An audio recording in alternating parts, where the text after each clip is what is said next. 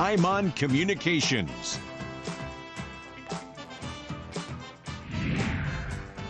Tice Automotive.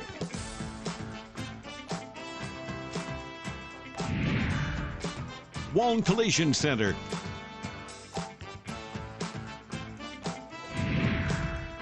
And Zine.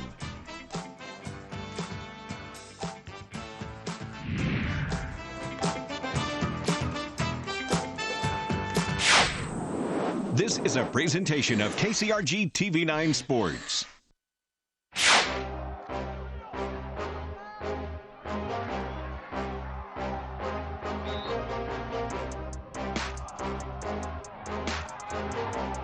It's Friday Night Lights live, only on KCRG 9.2. Welcome to Van Horn. We are back for the game of the week on Friday Night Lights live for KCRG 9.2. One of the best teams in the state on full display here tonight as the Solon Spartans make the trip to take on the Benton Community Bobcats. The Spartans 5-0. The Bobcats here at home come in 3-2. Aaron Scheinblum always alongside Sweet Lou Montgomery and wasting no time getting us going as the kickoff is fumbled right around the 12-yard line. And that's about where the Spartans will start offensively.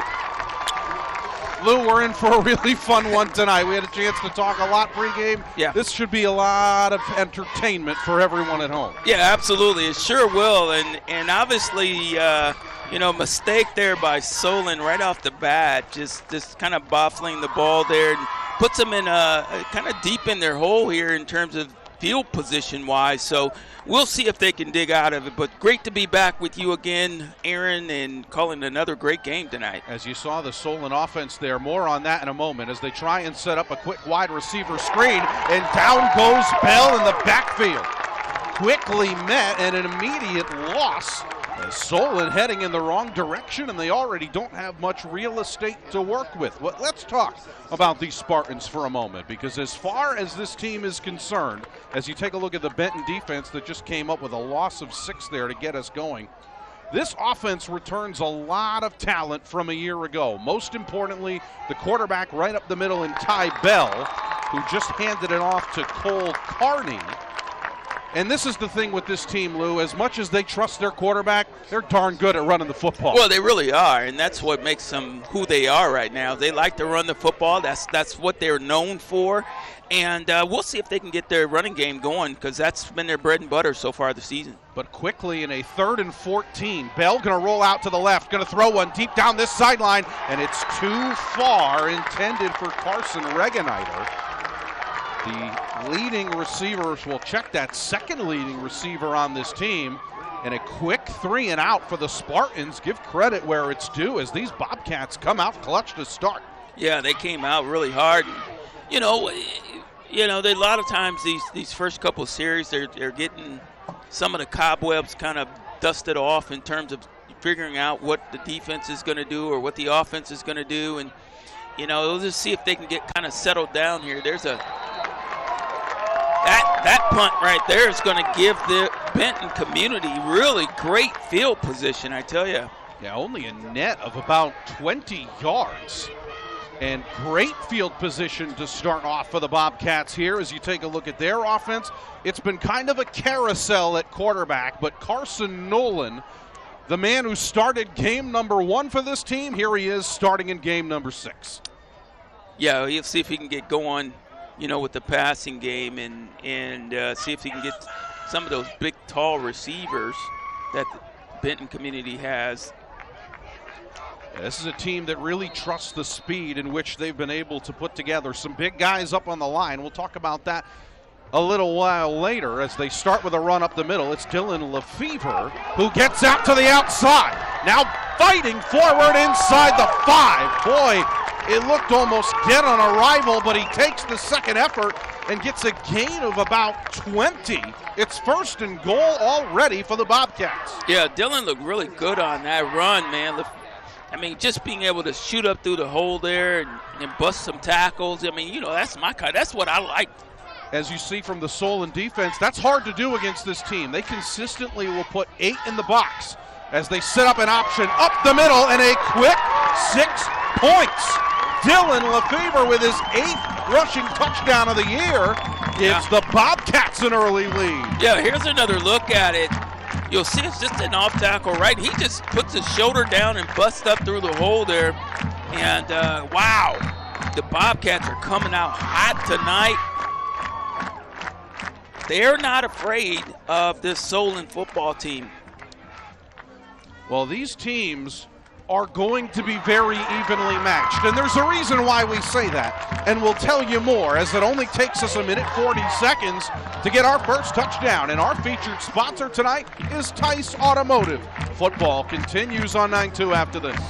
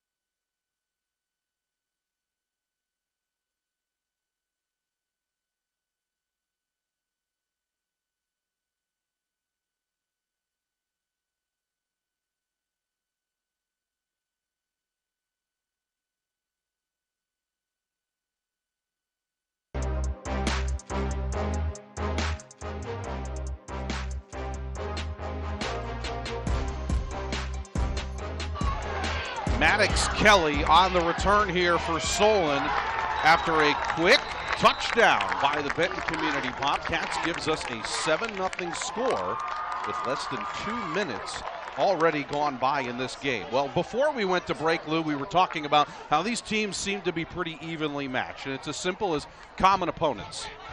Yeah. Mount Vernon is probably the easiest way to explain it. This is a team in Benton that only lost to Mount Vernon by 2 points, 15-13, in a game that was winnable for them. And meanwhile, for these Spartans, while they are 5-0, and in some polls, most specifically the Cedar Rapids Gazette, they are the #1 ranked team in the class of 3A, only winning that game by 1 point. So the point is, pun not intended, right? This is about as even as it's going to get. It really is. It's about as even as it's going to get. And, you know, right now it's really the momentum is on the Bobcat side right now because they came out with just a thunder fire there. So putting 7 points on the board and right away. So if the Spartans are going to get back into this game, they're going to have to do a lot more of this. Yeah, and a lot of quick passes as they find Carson Regeniter. And that's the thing with Ty Bell, only a junior, but completing 70% of his passes this year. This time they're going to keep it on the ground, up the middle, and Kearney gets the carry and has enough for the first down. They needed 4, they get 6. And that is what we were talking about pregame, Lou. This is a team that's really good at running the football. Their top 2 running backs all averaging at least 6.5 yards a carry. You know, Kearney's a good-looking running back. I mean, he certainly is a fast guy. He likes to get in between those big guys, and he's slow to get up right now. Not sure what happened, but you certainly don't like to see that at all. But he was absolutely ripped to the ground by Dylan Lefevre. Certainly didn't seem like any sort of malice, but a hard hit nonetheless, with 9:07 remaining here in the first quarter as they attend to him. Gives us a chance to tell you to tune in every Monday at 6:30 for On Iowa Live, right here on KCRG 9.2, as Scott, and a person you're familiar with, the Hawkeye legend himself, Sweet Lou Montgomery, will get you ready for each football game every week. A fun one in store for us tomorrow, and plenty to talk about Mondays at 6:30. You can join us on the southwest side over at Union Station in Cedar Rapids, or you can watch it right here on KCRG 9.2. As you see the Benton Community sideline looking on at their opponent for tonight in Cole Kearney. You see him sitting right around the 45-yard line, and we hope that he's okay. as you see the training staff attending to him. Yeah, you hate to see that. He's up on his feet and walking off the field on his own. So hope to see him back in the game. He's a really, really good quality player and certainly a huge asset for the Spartans. So yeah, obviously a very good player, number one, but number two, the leadership that the senior brings both offensively and defensively. You hope that he's okay, number one, but number two, now Solon's going to have to figure out what to do without one of their best rushing attack players. Here we go again, 2nd and 1 after the gain of 9. It's a hard-earned run up the middle here for Einar Staker. And that's the thing with this team, Lou. They've got 3 really good backs. Yeah. Still 2 at their disposal, depending on what happens to Kearney. But a new set of downs here, 1st and 10. Well, yeah, I mean, they just kind of reload. I mean, both of these teams have a really good depth at positions. They also have some sophomores on their team that have game experience. So, when you're a good program, you do have an opportunity to kind of stack things along the way, and particularly as it relates to your skill positions. So. Well, after a gain of 2, they're going to move quickly. 5 wide receivers here. They send a man in motion in Kelly. Now 4 wide receivers to the top of your screen. Setting up the screen over the middle and incomplete. Eli Campman was the intended receiver, but it was a little too hot as it goes right between his hands. 3rd down. Yeah, I don't know if there's just a little bit of miscommunication on that play, but it looks like there was 2 receivers in the area. One receiver wasn't sure if it was for him or if it was for the guy coming in the route in behind him. So, well, they'll stay with this shotgun look. 4 wide receivers, play action. Bell staying in the pocket, looking deep over the middle. Has a man, it's caught. This time connects with Campman, and that just went over the back line of this defense, Lou. Big 1st down. Yeah, Campman, he's a good-looking guy, man. I mean, he's a junior. But you'll take another look at it here. Just a great route, great pitch and catch across the middle. Knows where his receiver is, leads him in that direction, and was able to make a huge play. Only had 32 receiving yards this year. He just eclipsed that and doubled it on 1 pass. Here's a ball coming up the middle. It's Staker again, and he will fight forward to about the 7-yard line for a gain of 6. Now, they do not need to get the end zone to get a 1st down, as this will bring up, we'll call it a 2nd and 5. Yeah, it looks like Staker's going to have to be the workhorse tonight. And certainly, like you mentioned, there's not a lot of drop-off when you got 3 guys that can run the rock. Again, keeping the Staker. Clever footwork a la Sweet Lou Montgomery down to the 3. And that should be enough for the 1st down. I've seen you make a couple of those moves. Well, I was making them trying to get up the stairs to the booth here and about pulled a hamstring trying to get up the steps there, trying to reminisce some of my old times. But he made it look a lot prettier than I did. Yeah, the patience that he showed to get through the line there, right through that B gap. Here we are, 1st and goal from the 3. Bell again staying in the shotgun, going to keep it himself. Ty Bell runs up to the goal line and into the end zone. Hard-earned run for the senior Ty Bell, and he has this team 1 point away from a tie. Yeah, nice just kind of quarterback keeper there, just faking it off to the running back. We'll take another look at it here. It's a quick fake there. Everybody's thinking it's going to Staker, and he comes around the left end there, able to squeak it in. So great job by Solon, relentlessly driving the ball down the field. And and Ryan Locke has that one blocked. So it stays 7-6. We will take a break. More football after this.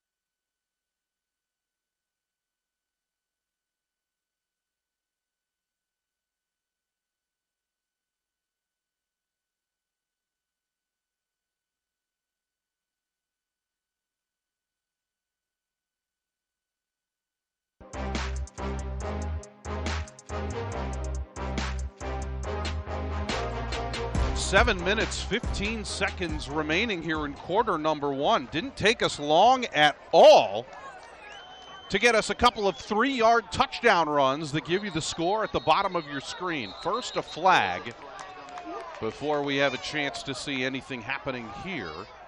And if the flag was thrown right about the 45-yard line, you have to believe this is going to be some sort of illegal procedure, and it is. So perhaps a false start. Either way, it sends things back about 5 yards, making it a little bit more difficult for Ryan Locke on the kickoff.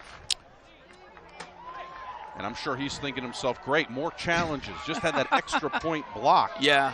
19 of 24 kicking those PATs so far this year, if you include that one.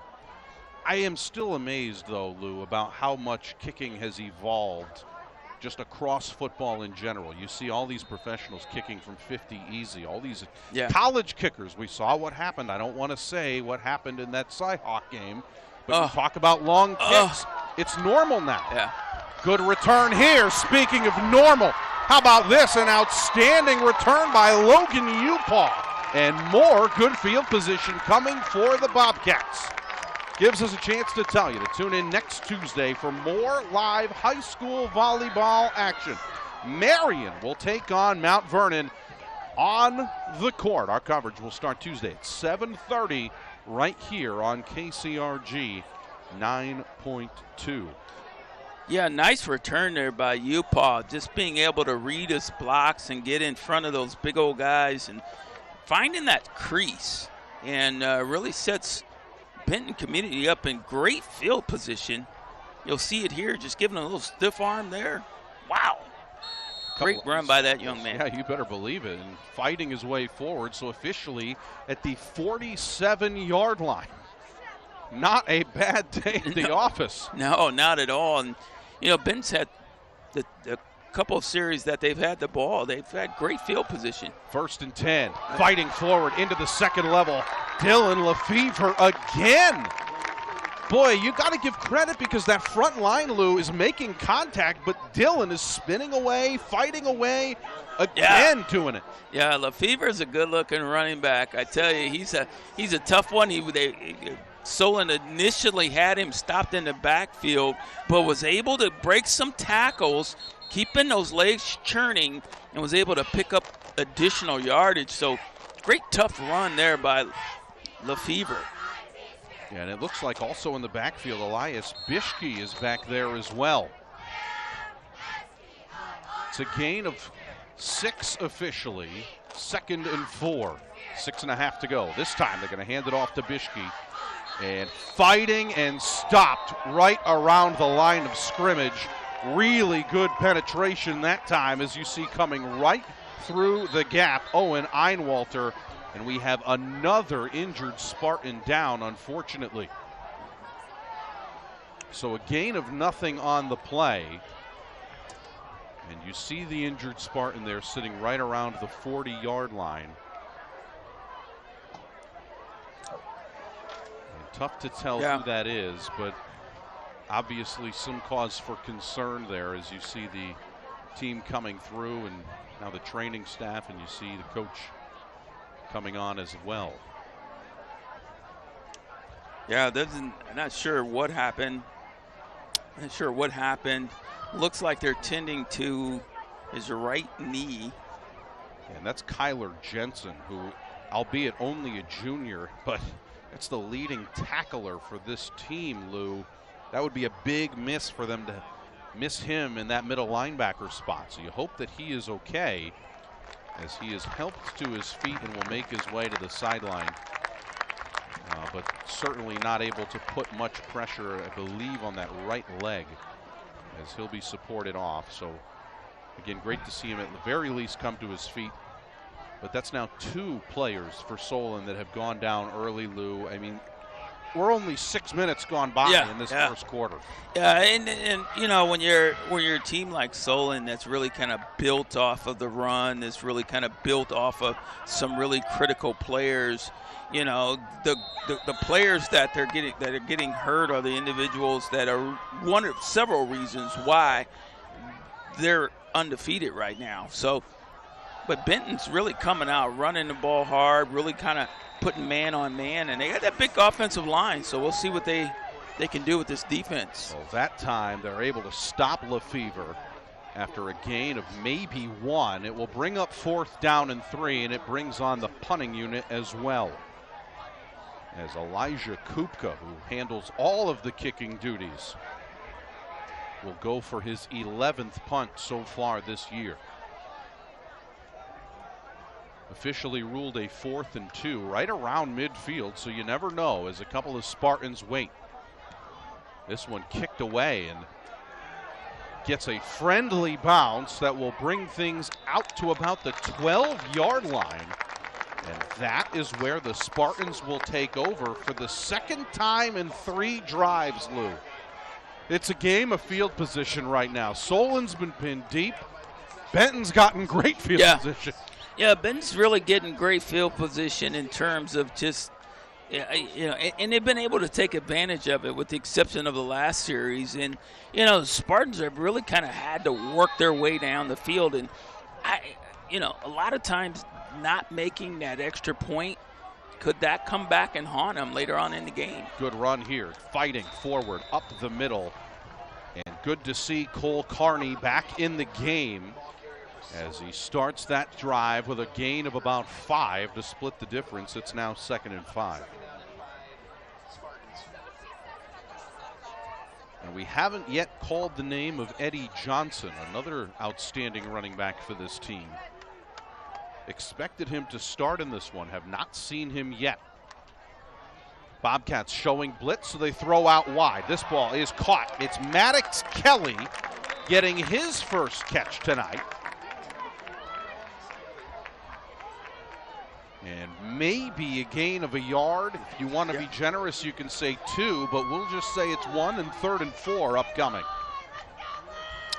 Back to the line quickly. Here come the Spartans. They're going to keep it up the middle and just allow me to welcome you to this Bobcat defense. Yeah. They have been everywhere, Lou, and they get him again. Yeah, not before the first down. And what I love about what the Bobcats are doing is that, they're giving up some yards here and there, and certainly the Spartans are moving the sticks just a little bit, but they got a lot of guys around the ball. And I think that's critical for good programs to put a lot of guys around there, because we know these running backs can be slippery, receivers can be slippery, but when you got 2 or 3 guys around the ball, it makes a big difference. Well, they just keep throwing these wide receiver screens out wide. Another big hit delivered that time again by Lefevre, as Cole Carney was the one out there blocking, and Maddox Kelly making his 2nd catch. I'm going to tell you, Lefevre, he plays on offense and defense, but from that free safety spot, he's coming in with some heat. That time showing some patience up the middle again. Another good run from Einar Staker. And you hear some reaction there, but it is still 3rd down and 2. Getting just past the 30. And this time bringing in that extra back that you love so much, Lou. And there are flags everywhere as it looks like somebody jumped. I believe it was Mason Mitchell. But no matter what, it is indeed encroachment and has enough of the first down, Lou. That's big. Yeah, it's huge. The Bobcats had them pretty much where they wanted them, at least in a situation where they were going to make them work for it. And to give them another opportunity, another set of downs, that's just not what you want to do. Well, earlier, Lou, you were talking about how this Solon team has a lot of talent, as here we are 1st and 10, throwing a little button hook, as this one looked to have been caught. No signal yet. I think they're calling it off.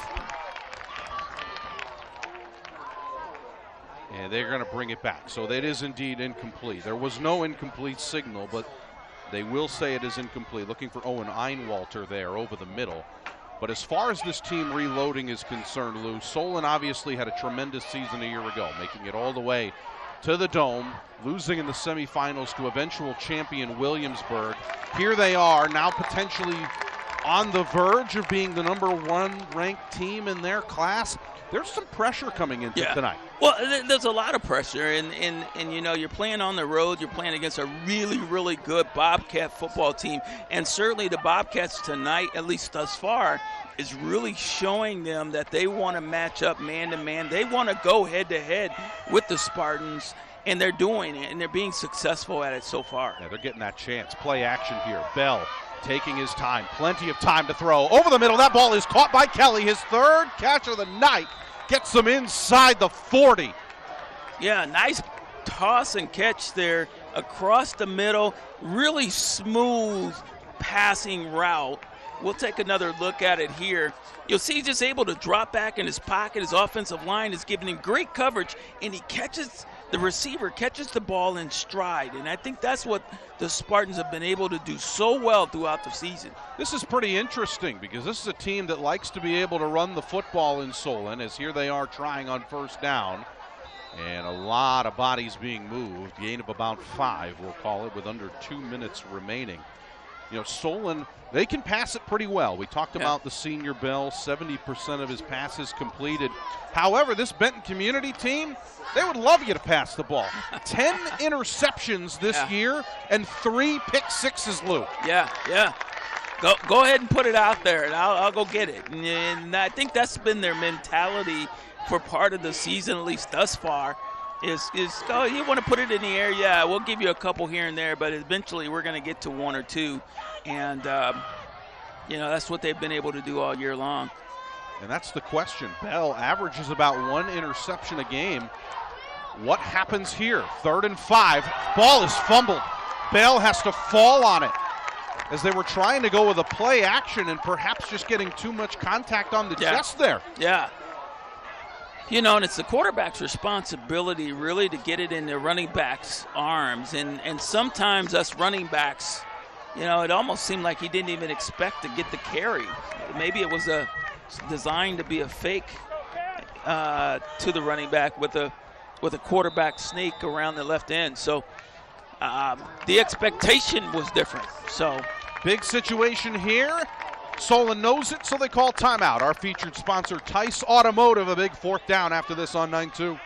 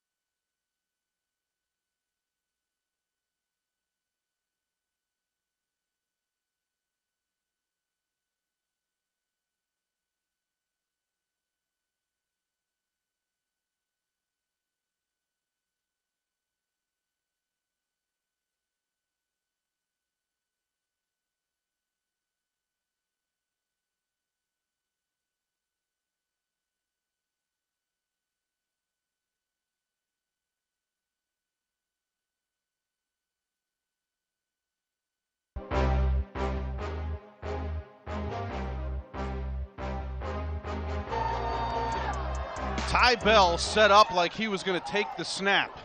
Well, here's the interesting thing about this team, Lou. Ty Bell, also this team's punter. So he just takes a couple of steps back. Unfortunately, punts that one into the end zone, so a bit too far, but just enough to make you think, right? Yeah. I mean, it's the element of surprise is whether or not, am I going to pass it or am I going to punt the ball? And certainly, I think the wise decision was for Solon to punt this ball away, get their defense an opportunity to see if they can make a big stop and see if they can get the ball back to be able to go into the second quarter. About 30 seconds remaining here in quarter number 1. Benton Community up by 1. It's 7-6. They're going to throw it out wide, and it goes over the head of Brody Timmerman. Incomplete. 2nd down upcoming. Only 4 seconds taken off the clock. And you have to believe at this point, Lou, this is a team. I told you earlier. I said, I know you're going to love Benton. And the first thing you said was, well, do they have a fullback? And I said, yes, they have a fullback. But it goes further than that. It's a team that really loves to run the football, Lou. Yeah. They run it 2.5 more times than they throw it. Well, you know, when you got a good program, you got a lot of great running backs, you got this massive offensive line, why not run the football? I mean, because the running game will set up the passing game later on in the game. So I love what they're doing, trying to get something established there. So as that time, Bishke gets the carry, and he will get right back to the line of scrimmage. It will bring up third down. Likely will not see it until we reverse sides of the field. Bloom, I don't think we've had a game yet this season where we haven't seen some amazing offensive linemen. I mean, these guys are huge. That's a great point. There's a lot of truth to that, and there's going to be more truth coming. 1 quarter down, still 3 quarters to go.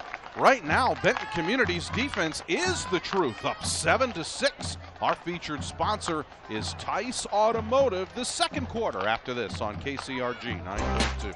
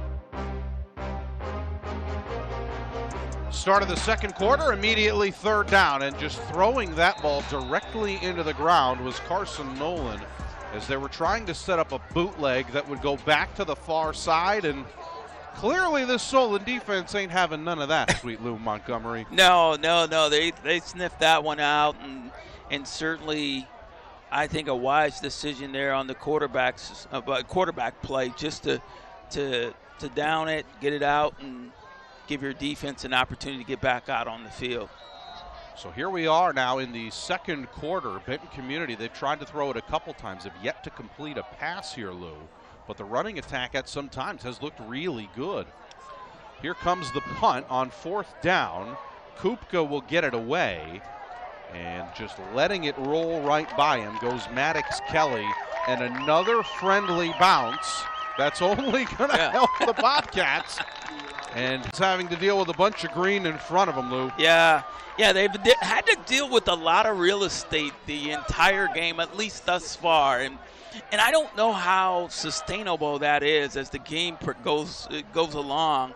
A lot of times these games are really about field position, and can you maximize the better field position? So you keep getting pinned back, working with a longer field. It makes it harder to get points on the board. First and 10 from the 26-yard line. Bell looking over the middle. That's Maddox Kelly with his fourth catch tonight. And this one goes for big yardage again. Yeah, Maddox Kelly. Yeah, Kelly's been his guy. I mean, Kelly's made some really impressive catches. He continues to look for it. We'll take another look at it here. But it's just a nice little quick off-the-line pattern, slant pattern right across the middle, makes a couple guys miss, and you can see the burst of speed that he has. Gets tackled there with a shoestring tackle at the end. So a gain of 26 there for Maddox Kelly, only a sophomore, but the leading receiver for this team, leads his team in all receiving categories. They go back to the sophomore again, incomplete, but a flag is thrown.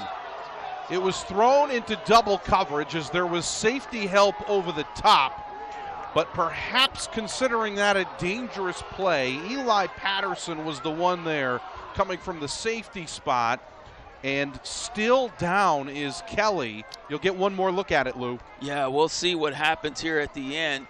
Just gets a blow there right in the chest with the shoulder pad. So not sure The question now is it uncatchable? Right? Blatant contact before the ball gets there. The question is, are the officials going to rule this uncatchable? The one nice thing is, as you see, Kelly is unfortunately down right about the 20-yard line. They're going to pick up the flag and say that it was an uncatchable ball. But Kelly was hit right in the chest, Lou. Yeah. And no matter how you shake it, certainly a hit that didn't need to be made, but the flag is picked up as the ball is deemed uncatchable. Yeah, and you know, it was a clean hit. I didn't see anything egregious with regard to the actual hit. I mean, it is a physical game, and looked like he got hit with the shoulder pad. Was not anything like a spearing or anything like that where he's hitting with the crown of the helmet. So, you know, I think it's a great no call, you know. Well, it's as simple as this. As Kelly, already with 4 catches here tonight, we hope that he is okay as he walks his way to the sideline right there on the right side of your screen. Now the question is, who steps up in his absence? This is now the 3rd time that we've seen a Solon big contributor go down. Yeah. Fortunately, Cole Carney came back. You see him in the backfield right now. What can Ty Bell do? Here we are, 2nd and 10. They're going to throw Button Hook out to that far side of the field. This one is caught as making the catch here, Eli Campman with his 2nd so far here tonight. Well, and I think you mentioned something really critical, Aaron, is big contributor. You know, and I think when you think about Solon and what this team has been made of, and just their DNA, it really is about these big contributors. They don't have them anymore because a lot of them have been injured tonight. So what will they go to moving forward? Well, what do they go to now? 4th and 2 as they were looking for Campman again on the play action. Last time was a 4th and 8. So they quickly switched into a punting situation. 4th and 2 for this offense can be gettable, Lou. Yeah. What do you do here? We're about to find out. 7-6 the score. Benton up here at home by a point. Ty Bell got someone to jump for a moment. They end up handing it off up the middle. They needed 2, they get 3 as they give it off to Cole Carney, who picks up the 1st. Yeah, Carney is a good-looking runner as well, and like I said, we called his name a little bit more in the 1st quarter. Looks like he's gotten healthy. He's back in the football game. But I'll tell you, Benton's doing a really nice job of wrapping up on their tackles. Throwing this time out wide. That ball caught again and welcomed by contact was Carson Regeniter, as he will make the catch for a gain of about 6. Yeah, just being able to eat some time off the clock right now, and you know they're not in any kind of big time rush, but you know I think they really want to get back to what they do best, and that's running the football. Case in point, here they go right back up the middle. Nothing available that time, Lou, looking to go through that B gap, but Einar Staker is stood up after maybe a gain of a yard. Yeah. It's going to be tough to run against this Bobcat defense, and that's what I like about Solon in terms of what they're doing earlier. Just getting the short passes out on the edges, the slant patterns like what we're seeing right here. I think these are the things that are working for them and where they've had the greatest success versus running the football, Aaron. And now on a 3rd and 3, they go back to Eli Campman. He has enough for the 1st down. You saw him running a little bit further after, perhaps saying that he had a knee down on the ground. Nonetheless, this is the best drive so far that we've seen from Solon outside of that early touchdown. And here we go again, 9:13 remaining in our 1st half. Bell hands it off. Clean handoff here, bouncing to the outside and getting undercut that time as Cole Carney gets another good run. Well, and as we talked about on the onset of this series, Solon has had to work with a lot of real estate to get to this point, which on the flip side of that, the Bobcats defense at times have to be getting tired because they've been on the field for so long. And you run these kind of methodical plays. You got a passing route here. You got a short run up the middle. Those are the kinds of things that get your team kind of gassed at the end. And they're doing a great job of wrapping up. There's another just short gain. A gain of maybe a yard if you want to be generous here. Looks like it's going to be 3rd and 3 still to come. Yeah, you got 3rd and 3, and, you know, it's you got a lot of different options when, you know, it's 3rd and 3 situations. Inside handoff again. Staker has room. Einer Staker inside the 10 and has the first down. It's 1st and goal upcoming. They have stuck with the run, Lou, and it's working. Well, and that's been their game plan. Their game plan is being able to run the football. We'll get a kind of a different look here for you folks at home, but just an offside tackle there right off the corner edge, saw a gap there, was able to get the first down. They're going to take a timeout at this point and talk about some things. Well, yeah, and a little less than 8 minutes to go here, and it's Benton Community that uses their first timeout here tonight. And certainly a lot of opportunities here still to come as Solon's going to try and take their first lead here tonight, 9 yards away from the end zone. Gives us a chance to tell you to tune in next Thursday. Hard to believe I'm about to say this. It's already our final high school volleyball game of the season. That match will feature Liberty and City High on the court. City High coming off a match just a night ago, taking on their crosstown rivals from Iowa City West, so why not keep it in the school district and take on Liberty 6 days from tonight. Our coverage will start at 7 o'clock right here on KCRG 9.2 as the Lightning and the Little Hawks will wrap up our volleyball already, Lou. Well, yeah, and what an exciting season it's been. I mean, we've had volleyball outdoors that for the first time. That's right. I mean, so we've seen some really, really quality volleyball games too. So that was a great match too that we had a chance to see in that one. As a run up the middle here, they keep it with Staker, and Staker able to get maybe back to the line of scrimmage. Not much, no matter how you shake it. 2nd and goal. Yeah, the Spartans are marching right now. Right down the field, very methodical. Probably will go back to the run or the pass. Looking over the middle, it was knocked down at the line of scrimmage, incomplete. As they were trying to set up a little bit of a slant pattern over the middle, Lou, and it is worth mentioning now as you take one more look at it. You know, they were looking in the direction of Maddox Kelly. That time you saw him looking for Cody Milliman. But Maddox Kelly's over there as well. Good to see the sophomore after that big hit back in the game. Yeah. 3rd and goal from the 9. Well, 3 wide receivers. Here comes a handoff. They're going to keep it up the middle and nowhere to go. Wow. First player to make contact that time in the backfield. You have to give credit where it is due, as this time big Troy Kupka makes the play. Loss of 1 and 4th down upcoming. On comes the field goal unit. Yeah, great defensive stop there. And I mean, there's just nothing happening up the middle against this very, very talented Bobcat front defensive line. Those linebackers are moving and filling those gaps, which then ultimately would tell you that there's opportunities potentially on the outside, but they went back to the run up the middle, and now they're in a field goal situation. Ryan Locke, off he goes from about 27, and it's no good. Locke had been 2 of 3 so far this year. Now it's no good. Make him 2 of 4.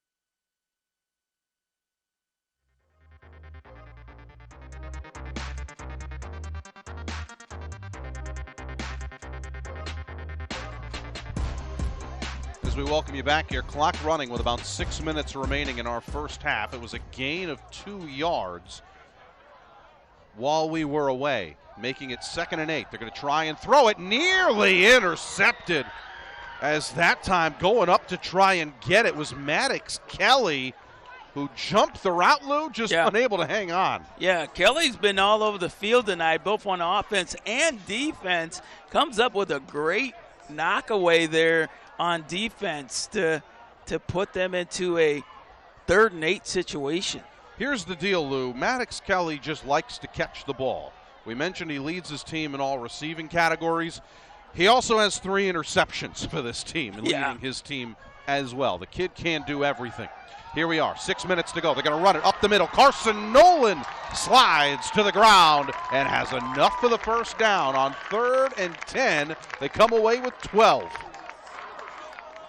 Yeah, Nolan shows off his speed there, being able to do the quick quarterback draw, draw those linebackers and everybody in, and he just sneaks in underneath there, straight up the middle. Great execution, great blocking up front. That's where Nolan is terrifying. As a quarterback, averaging nearly 8.5 yards a carry. Yeah. Pretty rare to see someone like that. Here we are, making their way out to the outside, and incomplete is the call, as perhaps a little bit of a bobble, and it will result in nothing. A lot of motion, nothing doing.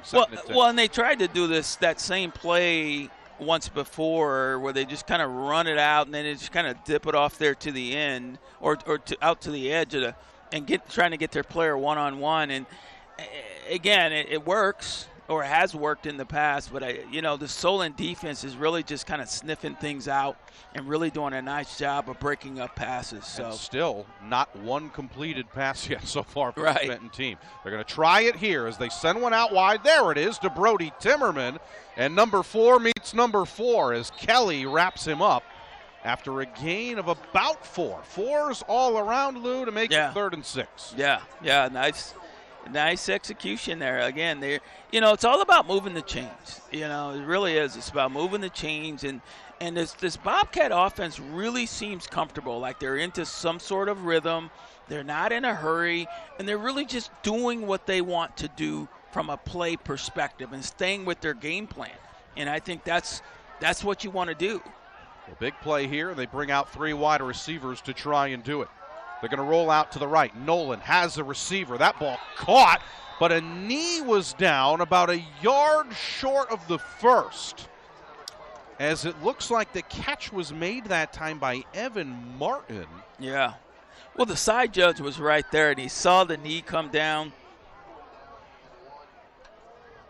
So it will bring up 4th down and 1. Now, the way in which Benton is run at times, Lou, you have to believe they can pick this one up off the ground, but we will see. It all depends on how much penetration that big 8 players, and by that I mean 4 on the D-line, 4 at the linebacker, how much penetration they can get. Yeah, they're going to be coming, and, this is a great time out by the Bobcats. It's a great opportunity to get your team reset and get a chance to talk to them. So we'll talk more after the break.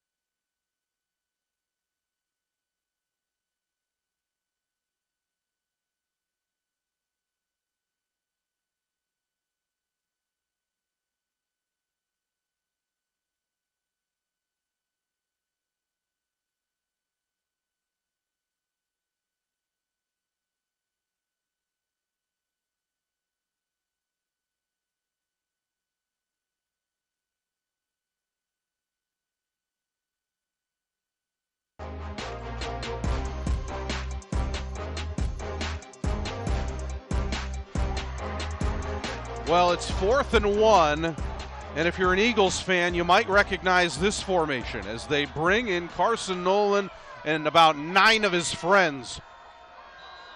Going for a hard count and a flag already.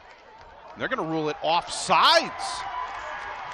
Against Solon. Wow. I think there was I don't know if we can get a replay of that, but I think it was just a little nudge there by the defense, but certainly the defense, as long as it doesn't cross the line there, we'll see if we can get a zoom-in shot. Or tell me what you see here, Lou. Right there in the middle. You saw it there, the nose tackle. His helmet went just beyond the ball there. Oftentimes you see defenders, flinch like that, and it's not always just such a quick penalty. Yeah. Well, it's these readers that I got on that. I have about 50 pair of these things. I'm saying, I could see everything. Yeah. Nonetheless, it's a first down for Benton Community, and now with about 4 minutes remaining, they have a chance to really go on a drive here, Lou. Yeah. And essentially run out the clock and add more to their lead. Yeah, they really could. And we'll see what they dial up, but nice. It's 4:02 left, midfield. Counter play here off the a lot of motion here. It's Brody Timmerman into the second level as he fights to about the 33-yard line. Brody Timmerman, up to this point, Lou, had only 2 carries for a total of 8 yards. Yeah. That time comes up with big yardage and a first down. Yeah, just a crossing play here, just a misdirection play. You'll see it here in the backfield. Exactly how you called it, Lou. Yeah. That's a great counter play, and it works to perfection, getting the wide receiver involved. Now tripped up in the backfield, nowhere to go is Lefevre. Well, you're seeing big bodies rolling around. You're seeing guys, the big guys, down the field making blocks. I mean, that's got to be inspiring for you as a runner. It looks like he just got his feet got kind of trapped there in the backfield on one of his linemen, but for the most part, he did. They didn't pick up a lot of yards, but it certainly gives you hope. So it's 2nd and 10 officially, but it could easily be 2nd and 11. 3 wide receivers again. They set up another wide receiver screen out wide. It's Timmerman one more time who makes the catch for the 2nd completion here tonight, and maybe back to the line of scrimmage. So if we're going to call it 3rd and 10 again, this is a big chance here for Solon because they can move it quickly, and if they get a stop here, that might change some things. Well, it certainly can, and if you're the Bobcats right here, this is a great opportunity to maybe take a shot, to number one, try to get that first down or at least inch it closer, and to see if your field goal unit can get some points on the board going into halftime. What does the junior Carson Nolan have in store here on 3rd and 10? They play action. Throw the pump fake, throw one deep. That ball is high pointed and caught in the end zone for a touchdown. Yeah. Gavin Brooks. Yeah, I think that this might be an interesting call because there's a flag on the play, and I don't know if this is offensive interference or not, but certainly we see the referees talking it over. Yeah, that one's coming back. He did push off at the end there. You could see it in our replay. Great pass, put it right where it needed to be, but there was some pushing, shoving right there at the end to get that separation, and that side judge is right there on top of it. Well, you called it, Lou. You said this is the opportunity to chuck one deep and really take a shot downfield. They did. Yeah. But just a little bit too aggressive. One more look at this, Lou. Tell me what you see as far as the contact is concerned. Yeah, we'll see it, and it comes right there. Right there, there was a slight push-off, and you see the flag coming in right in the vicinity of where the action took place. So, Benton has another opportunity, certainly puts them in 3rd and 25, and I would personally, I'd take another shot down the field, see if my guy can go up and make some plays. Well, you have to now. It's 3rd and all the way back to our station in Cedar Rapids. 3rd and 25 after that big PI penalty. Yeah, they're down on 2nd Avenue there in Cedar Rapids. No kidding. So here we are, a yard away from midfield. This time they bring in a couple of big bodies, and they're just going to hand it off up the middle. Bringing people with him for a moment was Dylan Lefevre. And with 2 minutes remaining, Solon seems content to at least let the clock run a little bit. They still have 2 timeouts in their pocket. Well, and if you're Solon right now, you got to be feeling pretty good about, that defensive stop here. You got, you're only, in a position clearly where you're only down by 1 point going in at halftime. And if you're the Bobcats right now, you got a couple of different options. You either let the clock kind of continue to wind down, or you take another shot down the field. But that also opens up risk. 4th and 19 with 1:23 remaining as Benton will call timeout as they let the play clock run all the way down. And they instead will bring on the punting unit. And when you have the opportunity to pin this Solon team deep one more time, why not do it? Well, it gives us a chance to tell you what's coming up 1 week from tonight. What's the next game of the week here on KCRG 9.2? Friday night, another edition of Friday Night Lights Live as Decorah will take on Marion.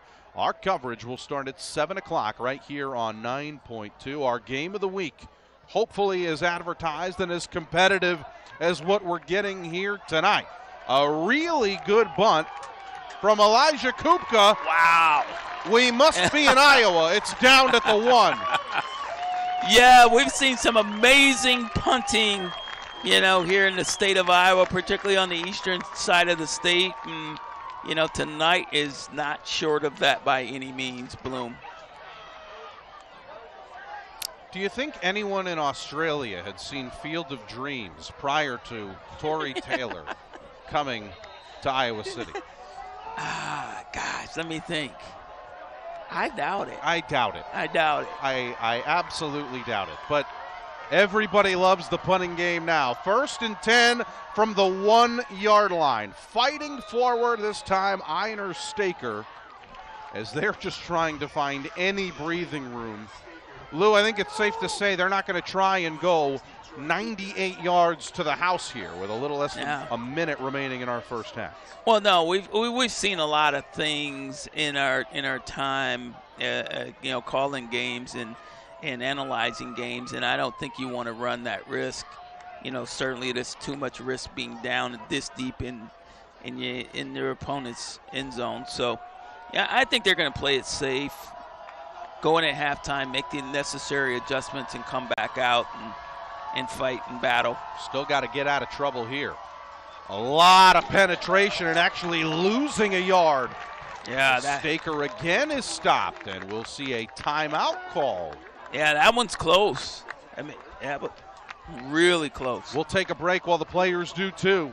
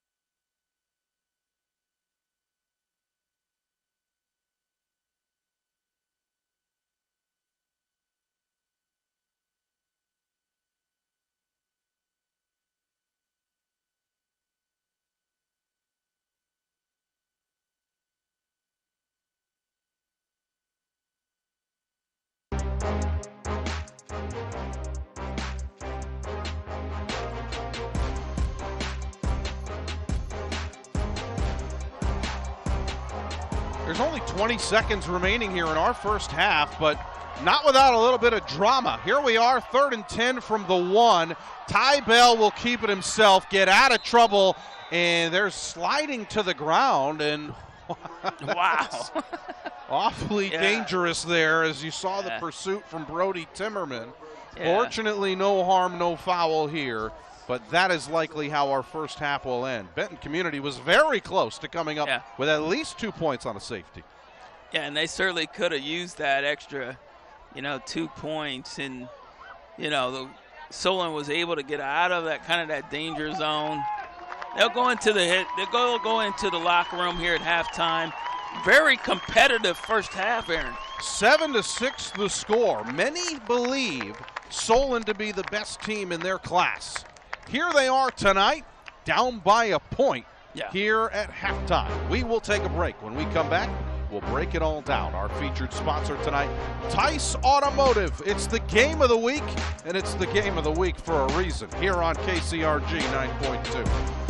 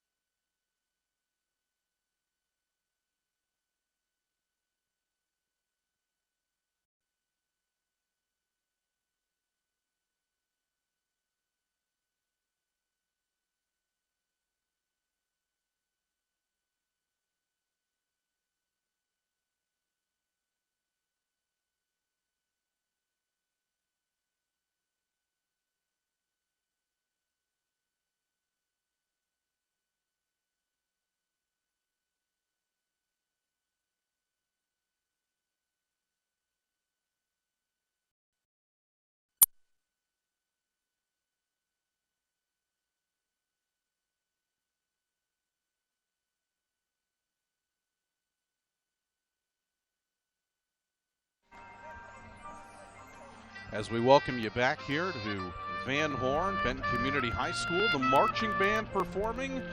Something tells me we're in for a spooky performance here. Let's let the band take over.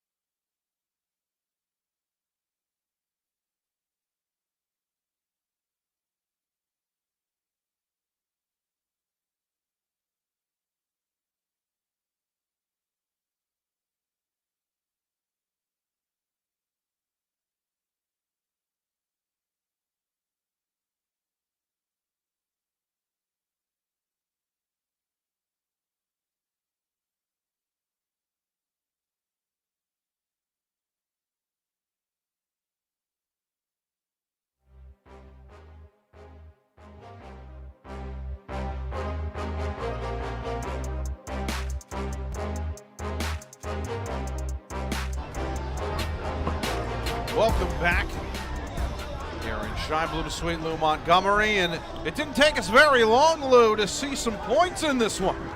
No, it really didn't, and they did it really quick and in a hurry. Here's another just pounding run up the middle to kind of get the first score on the board. I think it was about a minute and a half, minute 40 seconds. No, minute but who's 40 counting? seconds off the clock, so it was quick and fast.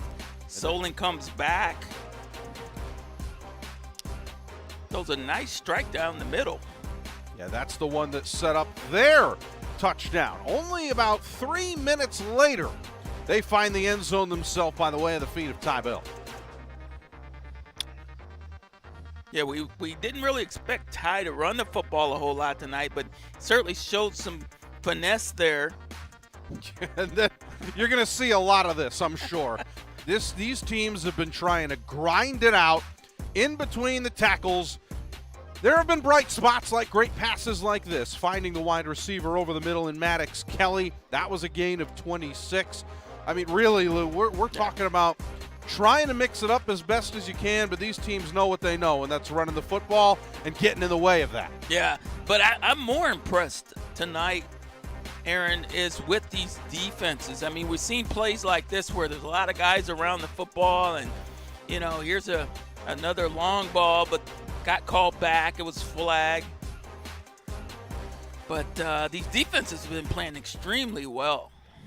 And that's what gives us the score of 7-6. I think both of these teams have the ability to run it up. Yeah. They have strong offenses. Tonight, I think it's safe to say that the defenses know what the other team wants to do. And they seem well prepared for that. Well, and I think they run. I mean, they're so similar in terms of their offense and defensive schemes, and it makes it tough when you kind of know what the other team is thinking or what they want to be known for as far as their DNA. So, I think you're absolutely right. Both of these ball clubs, it's a low-scoring game because these defenses have really stepped up as well as been able to stop these powerful offenses. Well, Solon started this game with the football at their own 12-yard line. Now here we are at the start of the second half, and Benton Community will start with the football. 7-6 our score. The only difference between these two teams is a blocked extra point. That's where we're at. Benton Community at 3-2 with a chance to get a big fourth win against unbeaten Solon. Here we go, second half underway. We'll be returned from about the 5-yard line, and here we go with Brody Timmerman, who is stopped just shy of the 20-yard line by Trip Johnson, who trips him up. And here come the Bobcats, Lou. They've had some success as far as running the ball. They've started to air it out a little bit. You saw the touchdown pass called back because of a pass interference. But the point is they've shown everything now. Yeah, they really have. And it'd be interesting to really see what kinds of changes they made during halftime. I mean, we see a lot of it mainly on the in the college programs where they would come out in the second half and do some things. But, again, the Bobcats come out running. This is what they want to do right here. They want to get Lefebvre into the game, and that's what that's been their offensive game plan. Yeah, Dylan Lefebvre, who averages more than 5 yards a carry, and now with 8 touchdowns on the ground this year, comes up with a big run to get us going here of about 20 yards, Lou, for a first down. Now just like that at their 41-yard line, the ball is fumbled as Nolan that time was trying to hang on to it between Dylan Lefebvre and himself. Yeah. Some miscommunication. We saw that with Solon earlier. Yeah, we sure did, and you know, it's hard to tell if it's a running back mistake or a quarterback mistake, but certainly as a running back, I'm going to take it. You put it out there for me, I'm taking it. I thought you were going to say it's never your fault. Well, that too. It's never our fault. It's always the quarterback's fault. Well, it's a loss of 3 yards here. 2nd and 13. Only 5 seconds on the play clock. They got to move quickly. And I think they realize it and call timeout. Oh, boy. Now, there were whistles before the snap, so they will get the timeout. That's about as close as it's going to get. Wow. With 10:44 remaining. Benton Community is forced to call timeout after that play clock was running down, Lou.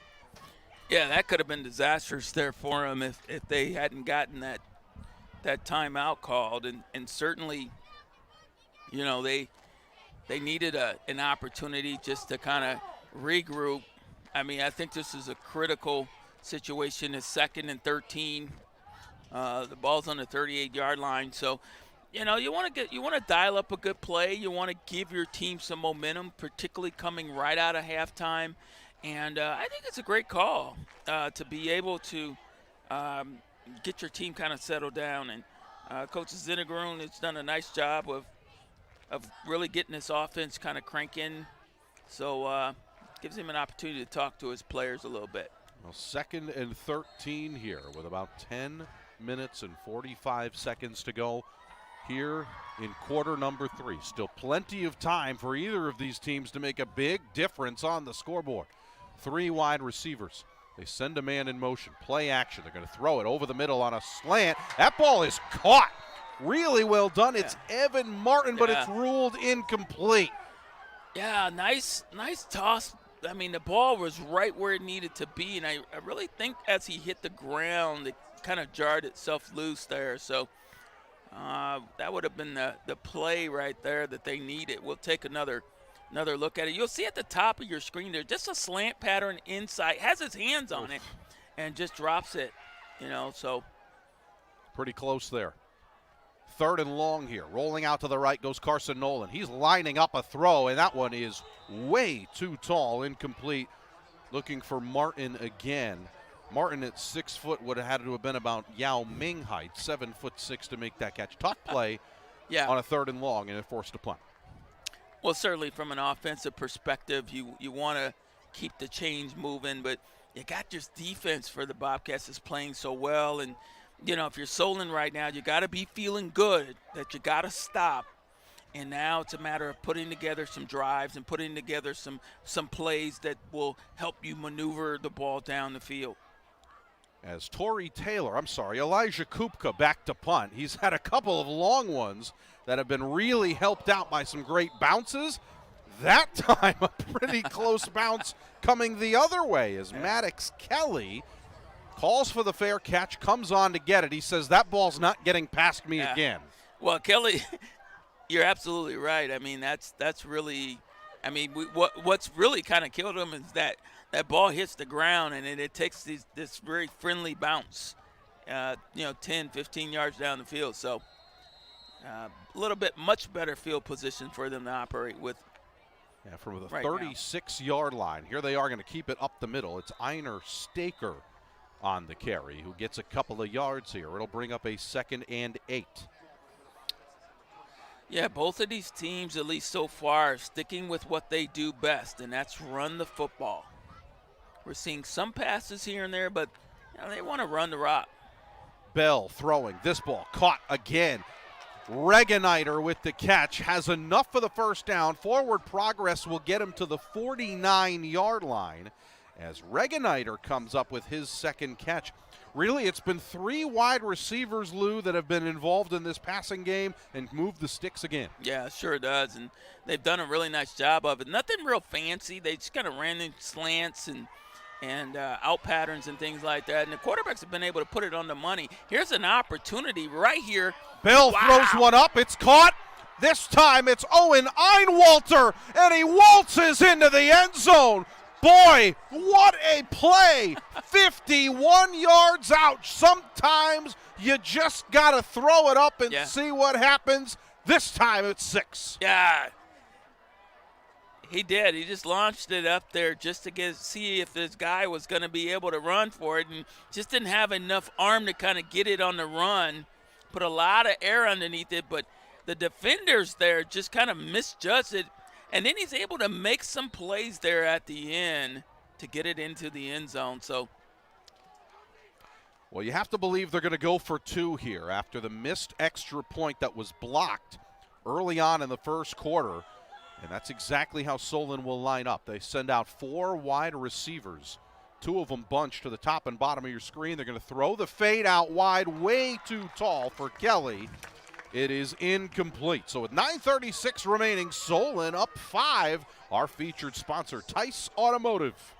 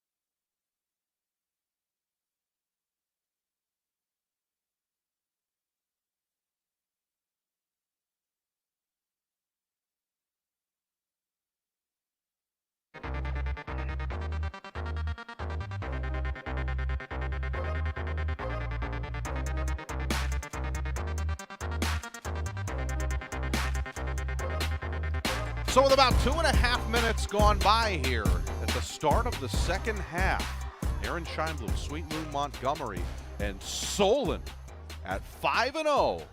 And in some polls, the #1 team in Class 3A has taken the lead for the first time tonight. It's 12-7. They're going to run a little bit of a reverse here on the return, but it will stay right about the 20-yard line as Logan Upaw took it for a moment and is stopped right around the 20-yard line, officially the 19. Lou, it just has that feeling that this game is going to get fun from here. Yeah.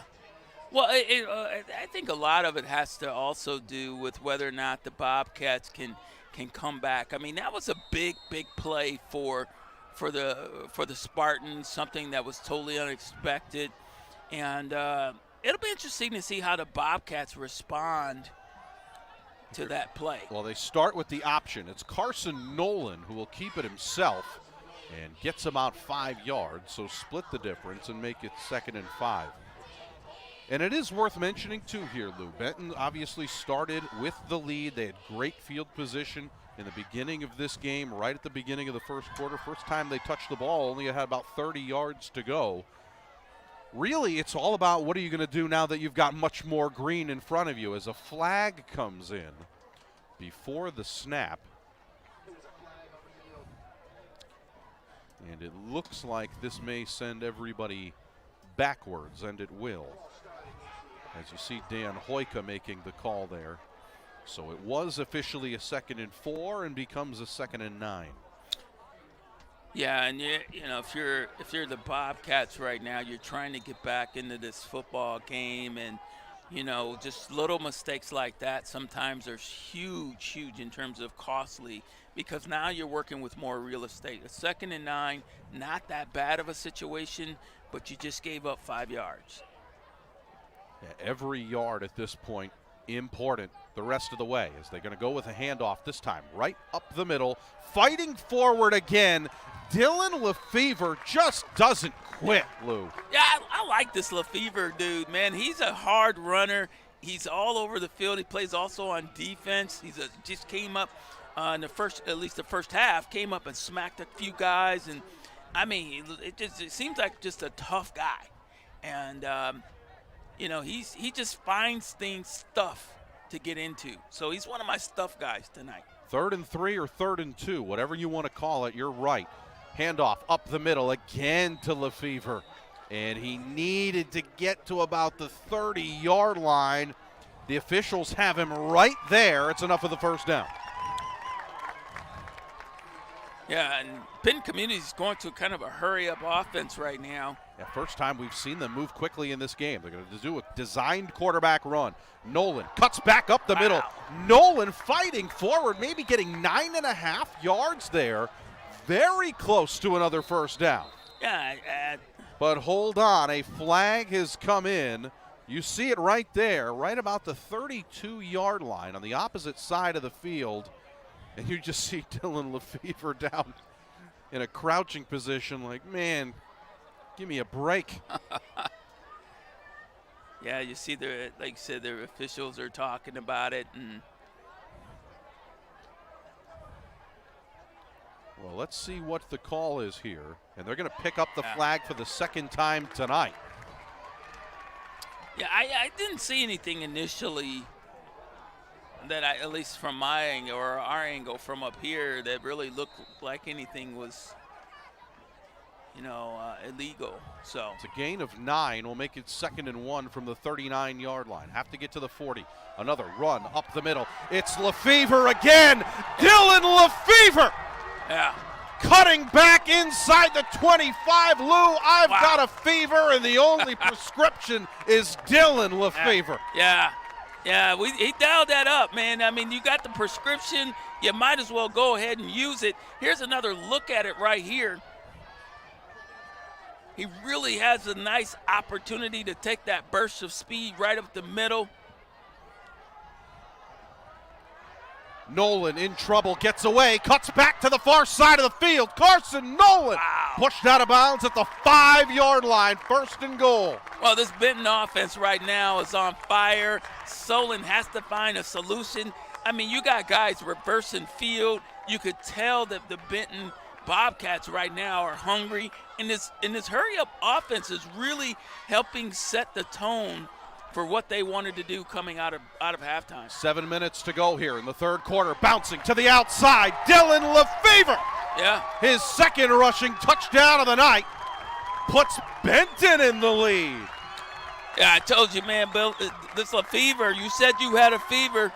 You know, he's been your aspirin, your Tylenol, whatever you want to call it tonight. He's done a little bit of everything, blown both on offense and defense, and takes it in for the score.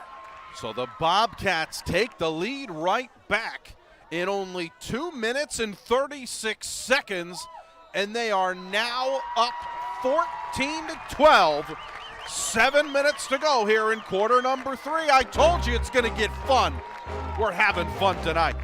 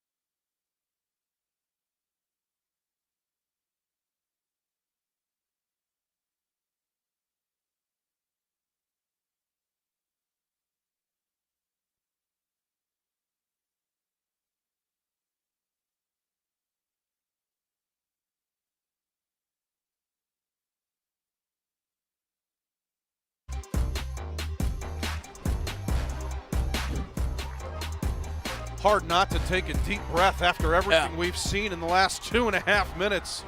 Aaron Scheiblum, Sweet Lou Montgomery, back and forth we go. 14-12 our score here. It's the game of the week here on KCRG 9.2. And Benton Community is on top here at home against the currently unbeaten Solon Spartans. Here we come with an answer. Back the other way goes Carson Regeniter. Yeah, Regeniter shoots up the middle there, gives the Spartans great field position. Once again, really helping them stay out of that deep into their zone there. Gets them right out just short of midfield, 44-yard line. And the way in which both of these offenses have started to hum here in the 3rd quarter. Here we go again, perhaps, as Ty Bell staying in the shotgun with 4 wide receivers and Einer Staker right next to him. It's a play action, and then a great stop in the backfield. First player to get there, really good stuff, as it looked like that time Dawson Rozek was the one to get there. Yeah, Big Dawson came in there, put those big mitts on him, man, and took him to the ground. So Great defensive stop there by that young man. It's a loss of 2 officially, 2nd and 12. Play action, looking far side. That ball is caught on that far sideline. And once again, Regeniter getting involved. His 3rd catch here tonight. 4 different receivers have gotten involved, and 3 different receivers now have 3 catches or more. It'll be 3rd and 1 here after the gain of 11. They're going to keep it up the middle. Good run this time as Staker fighting forward, has enough for the first down, up to about the 44-yard line of Benton. Yeah. And here comes Solon again. Yeah, Solon's doing a nice job of moving the sticks, and you know they have a lot more. They're kind of spreading things out a little bit more than what Benton does. But that's their game. That's their DNA. That's what they do. They're going to go for the long ball. Bell in trouble, has to get away from pressure. Didn't find anyone open. He went back to the line of scrimmage, maybe even lost a yard, trying to make something out of nothing. It will bring up 2nd down, and we'll call it maybe 11. Yeah, got himself in a little bit of trouble. Was able to use his feet and at least pick up a few yards. Here we go again. 3-4 wide receivers. Bell, all the time he could ask for. Flag is thrown in the area of holding. Bell's just going to chuck this one to the ground. It's incomplete at the feet of Regeniter. And we'll see what the flag is. Again, looked like it was indeed a hold here on 2nd down. And that is the call. And they will send Solon backwards. So it would have been 3rd and 11. Instead, Lou, they opt for 2nd and 21. Yeah, this is not what you've dialed up if you're Solon right now. I mean, you know, there'll be a 5-0 football team, you know, but you're coming into Bobcat Stadium on a night like tonight where these Bobcats are hot. You know, you got to play great football. You got to play smart heads-up football. And those are costly mistakes. Long way to go here. Again, back to this 4 wide receiver look. Ty Bell, pump fakes, looking. And that one incomplete as Owen Einwalter had that one go right through his hands, perhaps preparing for contact, maybe, Lou? Yeah, really, you know, it is. I mean, it's hard to say. You know, you got to look that ball, and you're going to get hit anyway. I mean, why not catch the football? You're going to get tagged. That's just the nature of what happens. So, you know, he just kind of took his eye off the ball, started the run before he actually had the ball secured. 3rd and long, and I mean long, 21 yards, throwing over the middle, incomplete. That time looking for the receiver in Cody Milliman. But again, this is the 2nd time in a row, Lou, that a ball goes right off the hands of these receivers, and it forces a punt. Yeah, they really actually had a better choice. Would have been to go out, take it out to Maddox Kelly. He was running the kind of streak route up the left side in there, and probably would have had an opportunity to get a little bit better option at least. Bell with a low line drive punt. Friendly bounce goes to the 19-yard line, and here comes the boom. Big hit made that time by a couple of different Solon defenders, but also on that tackle, Bo Mullen brought the boom that time. Yeah, there's been some hitting tonight for sure. You know, these guys are physical, and I just love the physicality of it all in terms of just seeing guys you know, playing aggressive, getting after it, really showing that grit and determination, and I think it's going to pay dividends in the 4th quarter. So here we are, keeping it himself this time is Carson Nolan, and Nolan able to wiggle his way forward for about 3 yards, 2nd and 7, and really that's going to be the difference, Lou. If they can continue to run the ball effectively, they might be able to add more to their lead here. Yeah, they really. That is so true, you know. But you are dealing with a Solon defense that has had 10 turnovers already and 7 interceptions. So, you know, you're not dealing with a program or defense that is elementary in terms of their development. These guys are experienced. I mean, to have 10 turnovers and 7 interceptions thus far in the season says a lot about your D. Yeah, meanwhile, a gain of 2 for Elias Bishke and a 3rd and 5 upcoming here. And we'll see what Benton can do here as the clock now running under 4 minutes remaining here in our 3rd quarter. The game of the week here on KCRG 9.2, and we have picked up quickly. Nolan from the shotgun. Fakes the handoff, will keep it himself, but has nowhere to go. Cody Milliman makes the stop, and that's going to bring up 4th down after a big loss, Lou, of about 4 yards. And here comes the punting unit for Benton. Yeah. Well, like I said at the beginning of the second half here is, both of these defenses are playing extremely well. And you can tell that they're very well coached. They're very balanced. They protect the gaps that they need to protect in terms of their protection and gap schemes. And so they do a really nice job, and they've given up some big plays, yes. Kupka gives that one a long punt, and it was muffed for a moment, but able to fall on it was Carson Regeniter. So Solon will hang on to it and again get the ball back at the 41-yard line.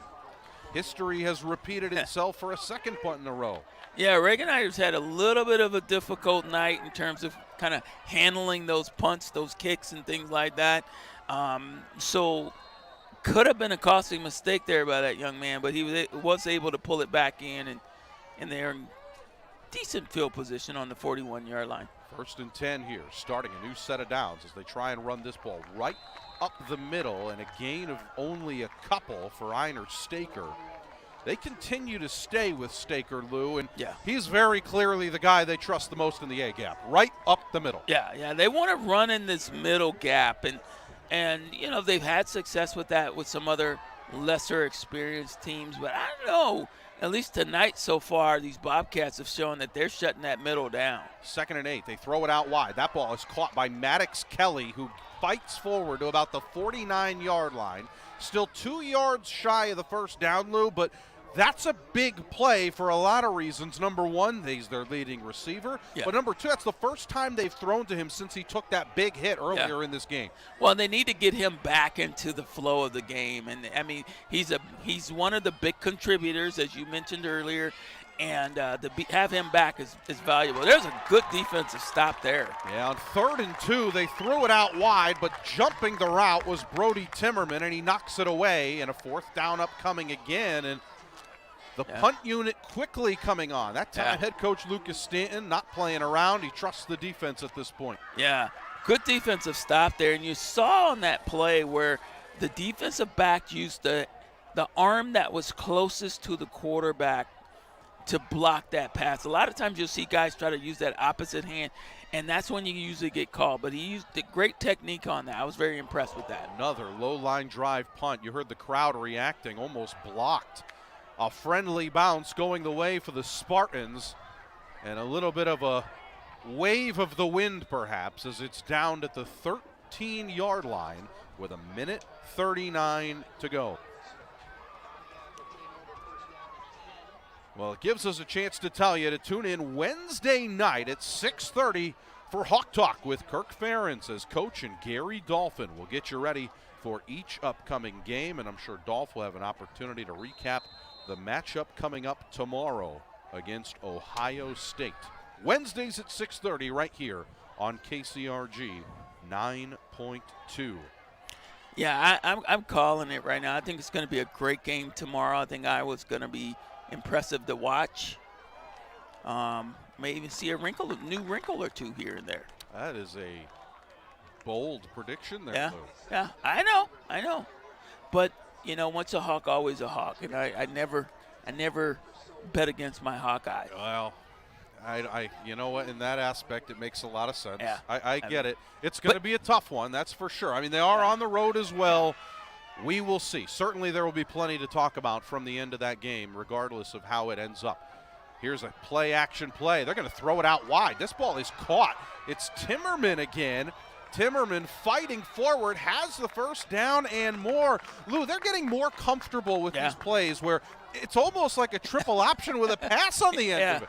Yeah, it is. It kind of throws you for a loop because it looks like it's a quarterback sweep or a quarterback run or whatever.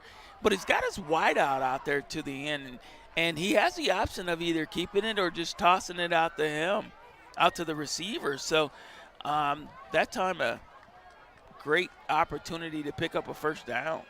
Potentially the last play of this third quarter here. 40 seconds remaining.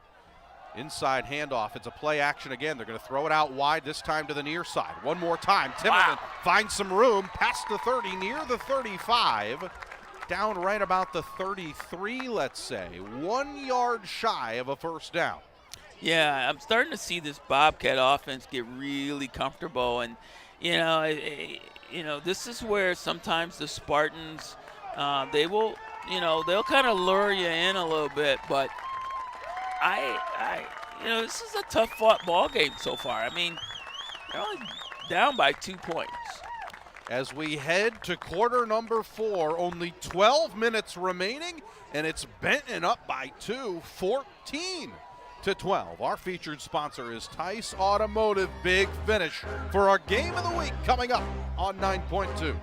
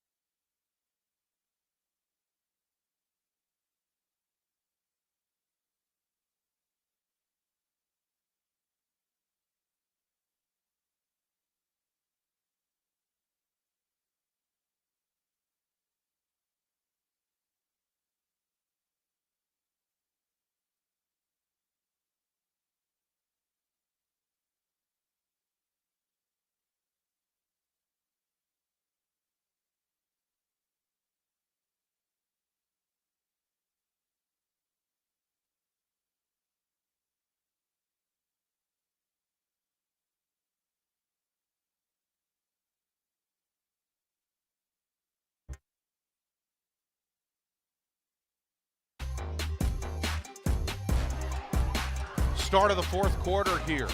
14-12 our score, and let's throw a flag before we have a chance to get going here on 2nd and 1. Aaron Scheinblum alongside Sweet Lou Montgomery. Glad to have you along with us wherever you may be watching us from.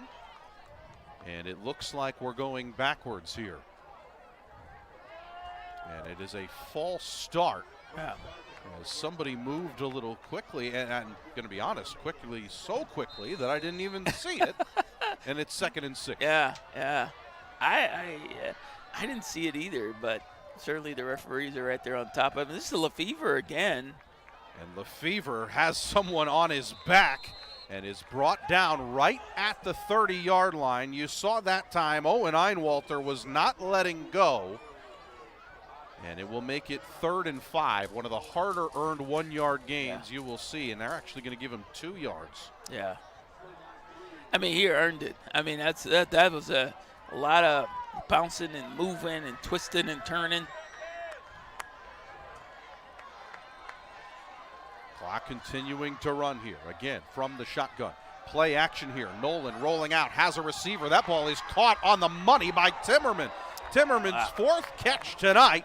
3 of them have come in this second half, and very close to the first down. Actually 2 yards past it, easily enough for the first. Well, great play call there, great execution, and absolutely excellent receiver route. I mean, he actually came in like he was going to run a slant pattern and then quickly turned and went to the out pattern. Inside handoff this time. Not a lot of room to wiggle as Owen Grimm, that time wrapping up Dylan Lefevre, holding him to a gain of 1, maybe 2. I believe they will be generous here tonight, so we'll call it 2nd and 8.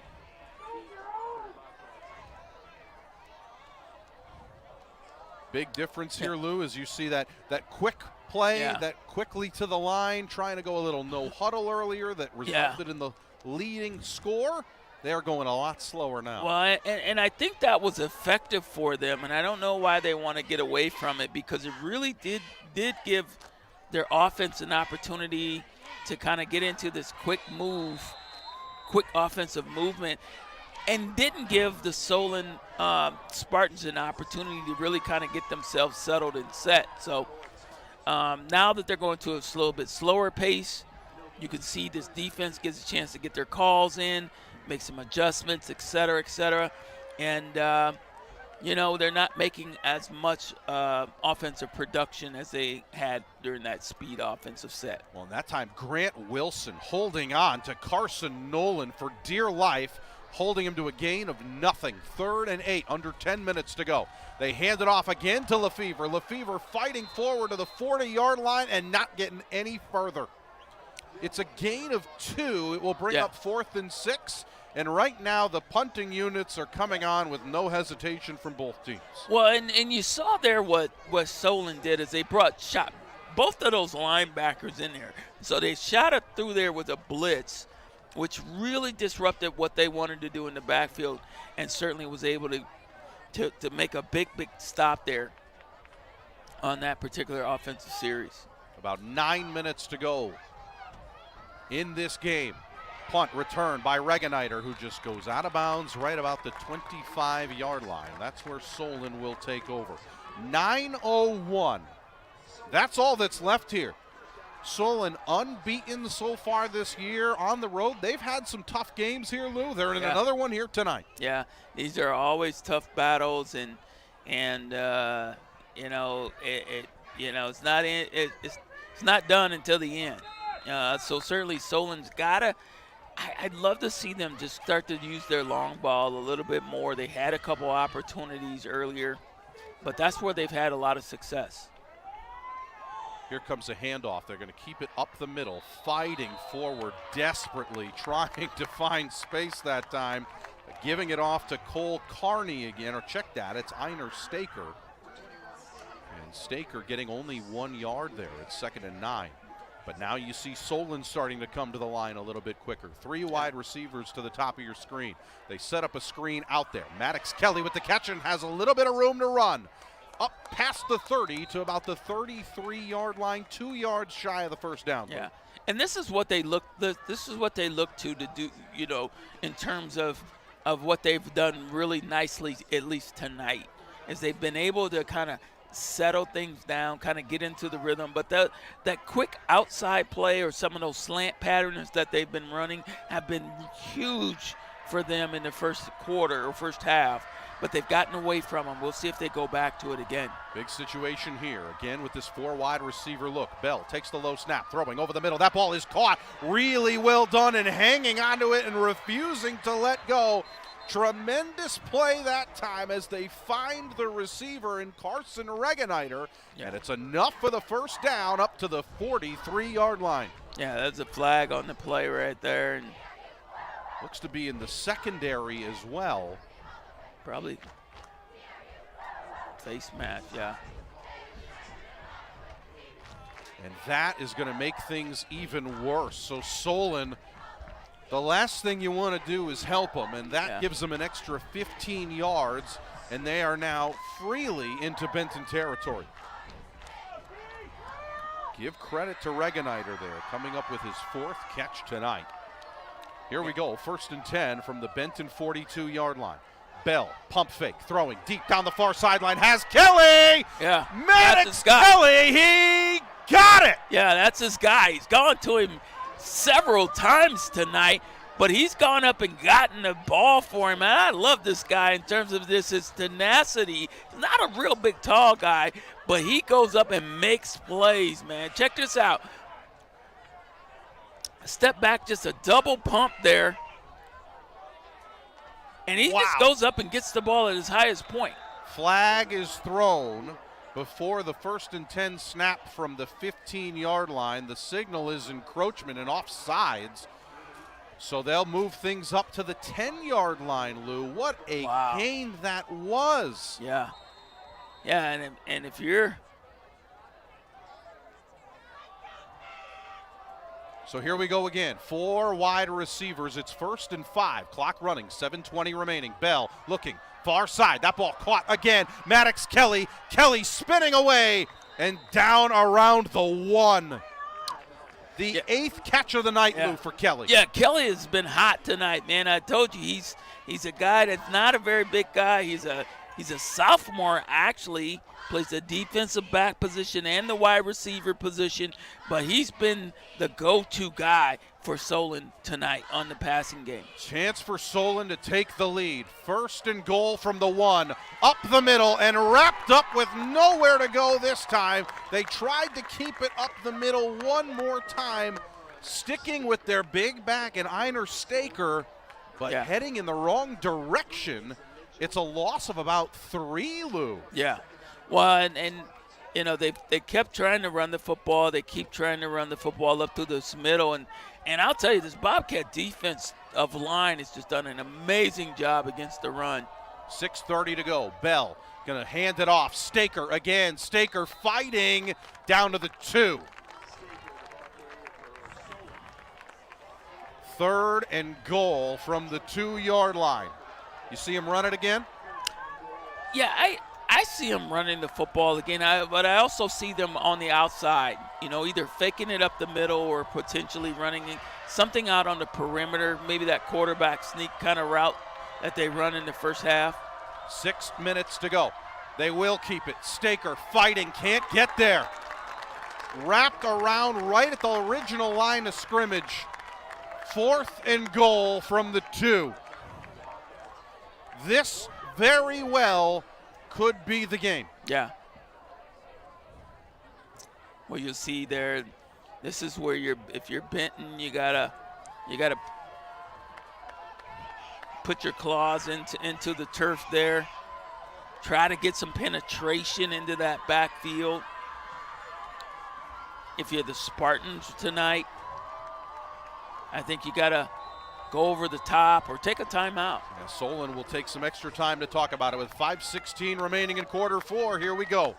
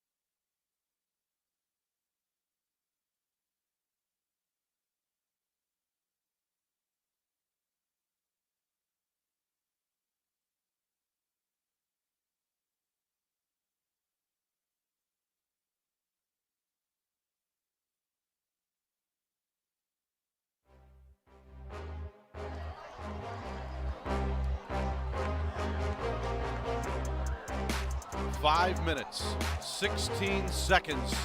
That's all left on the clock. It's Benton Community up by 2 here at home, and 2 is the magic number. It's 4th and goal from the 2. Ty Bell from the pistol.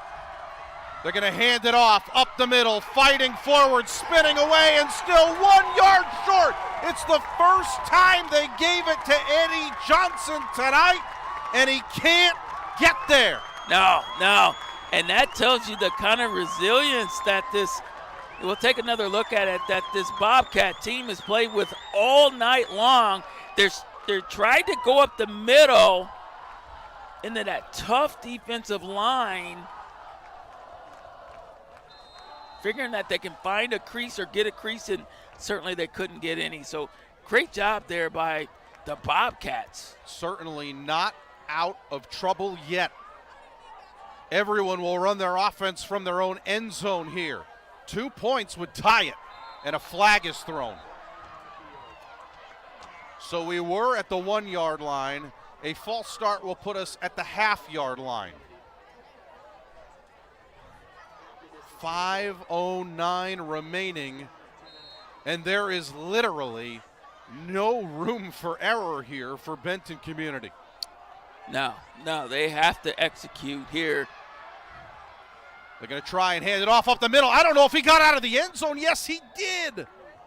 Wow. I don't know. That was pretty close there. I mean, he was met in the end zone. The second effort is enough to get it out to about the foot mark. One more look at it, Lou. This is close. Going to get a great look here. Yeah, check this out. Right there, and he was able to get out of the end zone, so good call. Another inside handoff, pressure coming again, fighting forward one more time. This guy quit. That's the kind of running that I'm talking about. If you're a young running back out there checking out tonight's game, this is how you run the rock. Dylan Lefevre has once again answered the call. With nowhere to go, he just makes his own space. Dragging guys down the field. Look at there. That's a great run there. And look at Maddox Kelly trying to rip that ball out. He's got two hands on it, carrying it high and tight.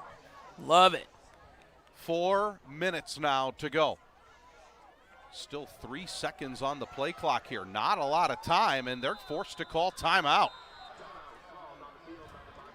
So Benton will have one timeout remaining. We'll take a break while they do too, and our featured sponsor is Tice Automotive.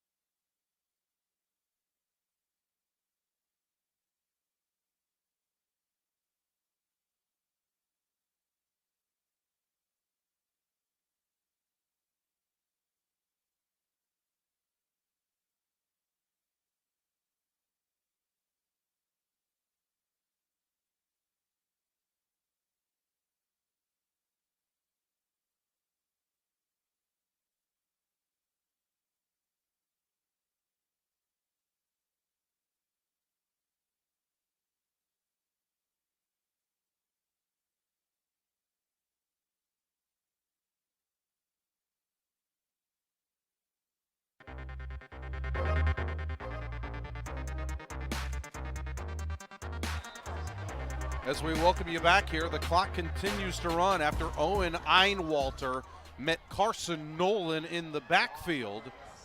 Big loss this time of about 3 yards. Will make it 2nd and 13. Aaron Scheinblum, Sweet Lou Montgomery. It's Benton Community in our game of the week.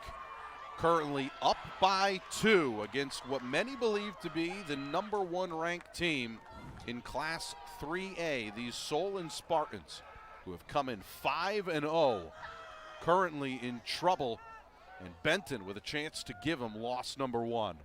2nd and 13, another inside handoff again, spinning off again. Dylan Lefevre just doesn't quit. No, just he's a stuff guy. I mean, he just does stuff on both sides of the ball, running the ball, certainly bringing the boom from the defensive back position, carrying guys down the field. Certainly impressive runner there. Lou, I think it's safe to say he's the stuff guy tonight. Yeah, he is the stuff guy tonight. I mean, had a long run there in I think it was second or third quarter. Yep. So, he's making things happen. And both touchdowns came off of his legs. 3:14 to go. 3rd down and 7. They're going to throw one out wide. This ball is caught very close to the first down. Does he have enough? No, it's 1 yard short. As that time they got it to Brody Timmerman for his 5th catch tonight. Big decision here, Lou. 4th and 1 with less than 3 minutes to go. Wow. How much confidence do you have? Now, granted, you would be giving up ridiculous field position if you don't get it. Yeah. But they've run the ball pretty darn well here tonight. And maybe confident enough to try and win it here. Yeah. Well, this is certainly the game-winning play, at least for right now. And even if your quarterback sneak it, but and they lost the football. The ball is out. It would have gone to Solon anyway. What great penetration in the backfield. Lou, they weren't fooled at all, and Solon has wide open opportunity with 2:29 to go. One more look at this. Check this out. Just shooting the gap. The linebacker shot the gap there, read the play perfectly. Trip Johnson, the junior, just came in and made a big 12th tackle this season. Wow. Well, set Solon up just perfectly. Now can they execute against this very tough Bobcat defense?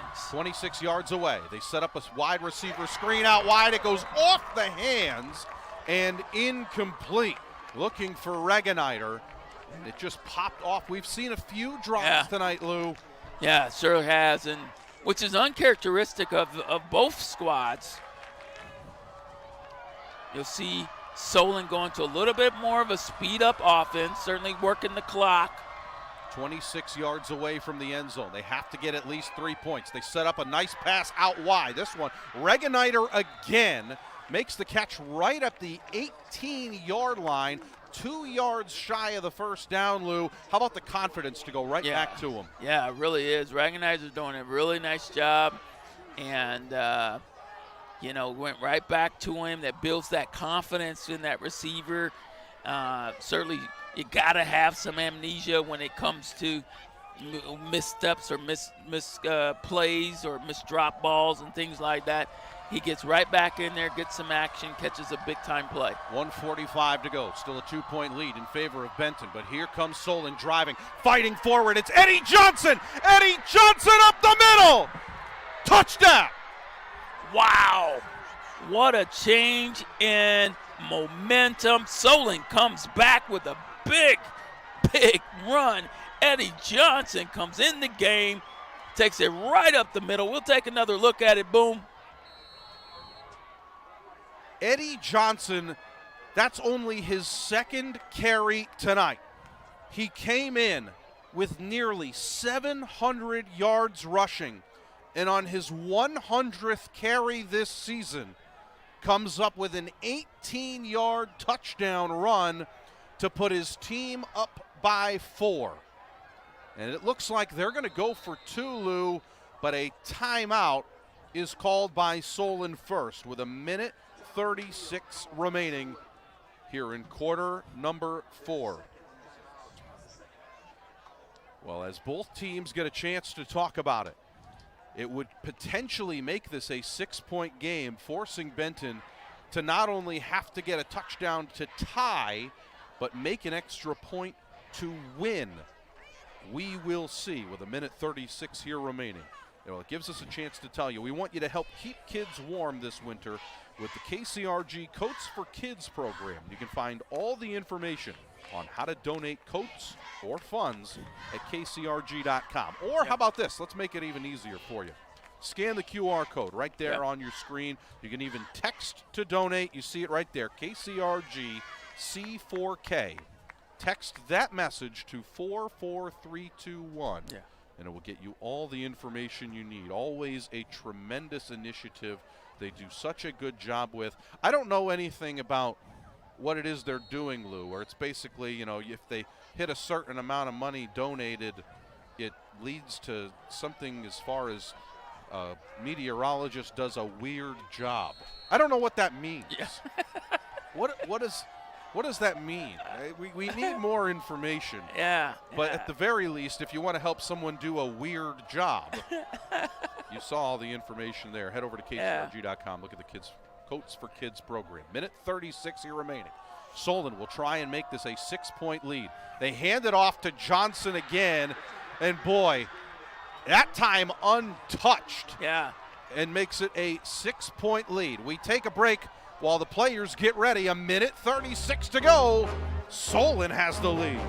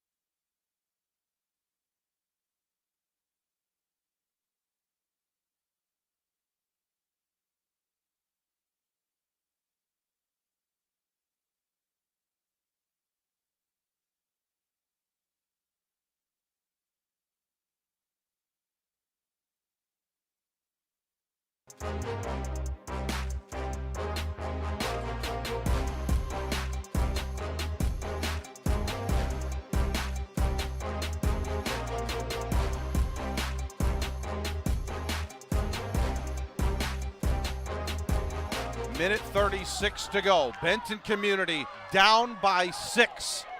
They had spent most of this game with the lead, but now have 90 seconds, Lou, to try and get down the field 66 yards here. Yeah. Well, Solon tried a little bit of a squib type kick. You know, certainly don't want the big kick return. And now 90 seconds away is this Bobcat team from breaking the undefeated streak thus far of Solon. Now, offensively, they've done some really, really positive things, certainly on the running game. They've done an amazing job. I'd like to see if they can challenge this defensive backfield for the Bobcats. Carson Nolan's going to have to air it out if they're going to have a chance to get down the field quickly, but that time incomplete, looking for Evan Martin. A bit too low for him, and what is 2nd and 10 now with a minute 25 remaining. Yeah, it's a long throw. He's certainly running off to his left there. And, you know, I think you got to just kind of stick with your 5 and 10 outs. That ball way too high for the intended receiver that time, looking for, I believe that's Eli Patterson. It's the first time we've called his name tonight. And he's a big target, Lou. It's 6'4", but that time a bit too tall even for him, and it brings up 3rd and 10.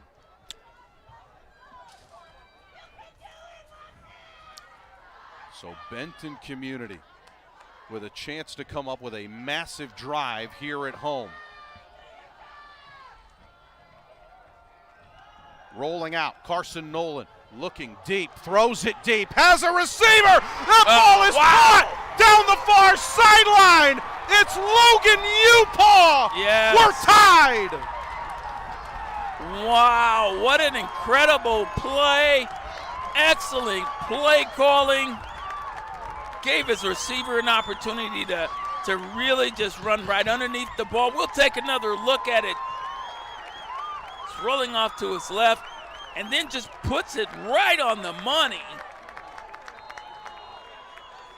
They had to throw it deep to get down the field. They do it in one play. 26 seconds, an extra point for the lead. It's up. It's good. Elijah Kupka breaks the tie, and Benton has the lead 21-20. Yeah, and I told you at the beginning of the game that sometimes when you miss that extra point at the end, it comes back to haunt you, and you can see right now with a minute 10 left, it's a 1-point game. Great execution there by the Bobcats, but we are dealing with an undefeated Solon Spartan team. What will they dial up in a minute 10? Well, and that's what it comes down to here, Lou. You really don't have a ton of time left, but you only need a field goal. Now, granted, we have seen Solon already attempt a field goal in this game. Ryan Locke missed from 26 yards out. Yeah. His long is 31, but now 2 of 4 on the season. Either way, you're going to have to get down the field pretty considerably here. Yeah, you are going to have to get down the field, and they're going to have to really quickly move the chains and really be methodical, paying attention to the clock. Here we go.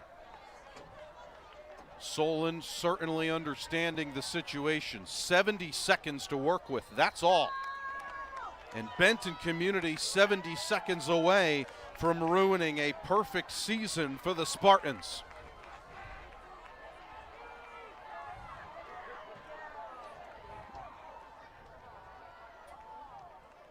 Kick away. Ball will be returned from the 11-yard line here. Coming up is Regeniter. Regeniter now going to cut back, running out of room, and just goes down at the 25-yard line. Yeah, they really forced Regeniter to come from the furthest part of the field, because they like to run that kickoff return towards their own sideline. So it's great defensive pursuit. Takes 8 seconds off the clock. 62 seconds to go. Ty Bell in trouble. He's going to run with it, going towards the sideline up to about the 32-yard line before being run out of bounds. Stops the clock at 56 seconds remaining, and it's a gain of about 8. They're going to need a lot more than 8 yards, however, Lou, to make a change here, running out of time. Well, Solon's had an opportunity to make some big plays. Certainly, you got to keep your eye on Maddox Kelly. He's been the go-to guy so far throughout this game for Solon. Right. Play action. Looking deep over the middle, has a receiver. This one caught by Regeniter again, down at the 45-yard line, but he is in bounds. Solon with only 1 timeout remaining. The clock will stop for a moment, but they're at the 44-yard line, Lou. And now with potentially a chance to just clock it. Waiting for the sticks to get set up, and that's exactly what they'll do.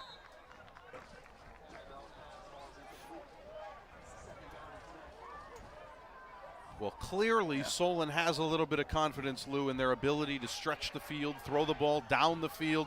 They've done it a lot here tonight. They're going to need to do it a little bit more, and Benton's really got to back things up in the secondary. Yeah, they really do, and you certainly don't want to give up the long ball. A lot of the short stuff, that's fine. Let's keep it in front of you, and they start getting around that 25 to 30-yard line, is when I would probably get a little bit more panic mode. More so the 20, 25-yard line is what I start getting into panic mode. But as of right now, I just want to keep everything in front of me if I'm the Bobcats right now. And, certainly my interior defensive line, if I can get in the backfield and disrupt some things, huge play if that happens. 44 seconds, officially second down after the clock. Bell stepping back, pump fakes, throwing too high for Regeniter, incomplete. Yeah, he had Eddie Johnson off to the bottom of his screen there. Kind of getting the formation set, get guys in position. You don't want to make a mistake here.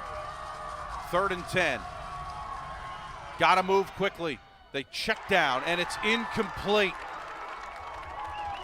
Looking out wide one more time, just unable to connect. And now this is the game. Solon with only 1 timeout remaining, so if they give it up, it's over. Yeah, and you can hear this place is erupting right now with excitement. 4th and 10 from the 45-yard line. Bell, play action, looking to his left.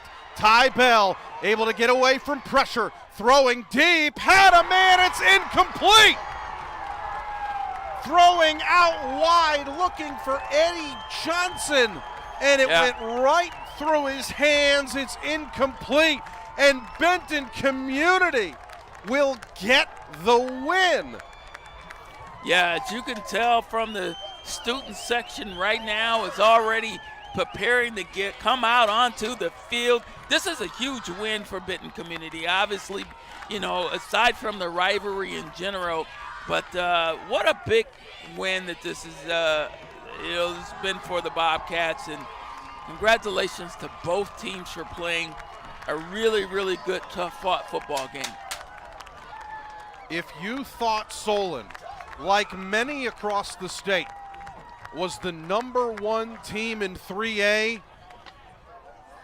you're going to have to rethink that. Yeah. Benton Community defends their home turf and gets a massive win by way of a touchdown pass with 1:10 to go. Yeah. And the Bobcats move to 4-2 with dramatics all over. As you take a look at some of the highlights from this second half, Lou, and how can you not enjoy what we saw? Big touchdowns to get us going. This one from 51. Yeah, 51-yarder. That earlier one set up this really nice run here.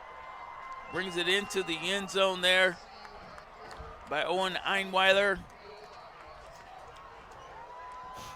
And you saw that point put him up 14-12. But again, this guy was the guy. Dylan Lefevre, hard-earned yards everywhere he went, coming up with more big ones there and then running it into the end zone. This put them up now 14-12. Yeah.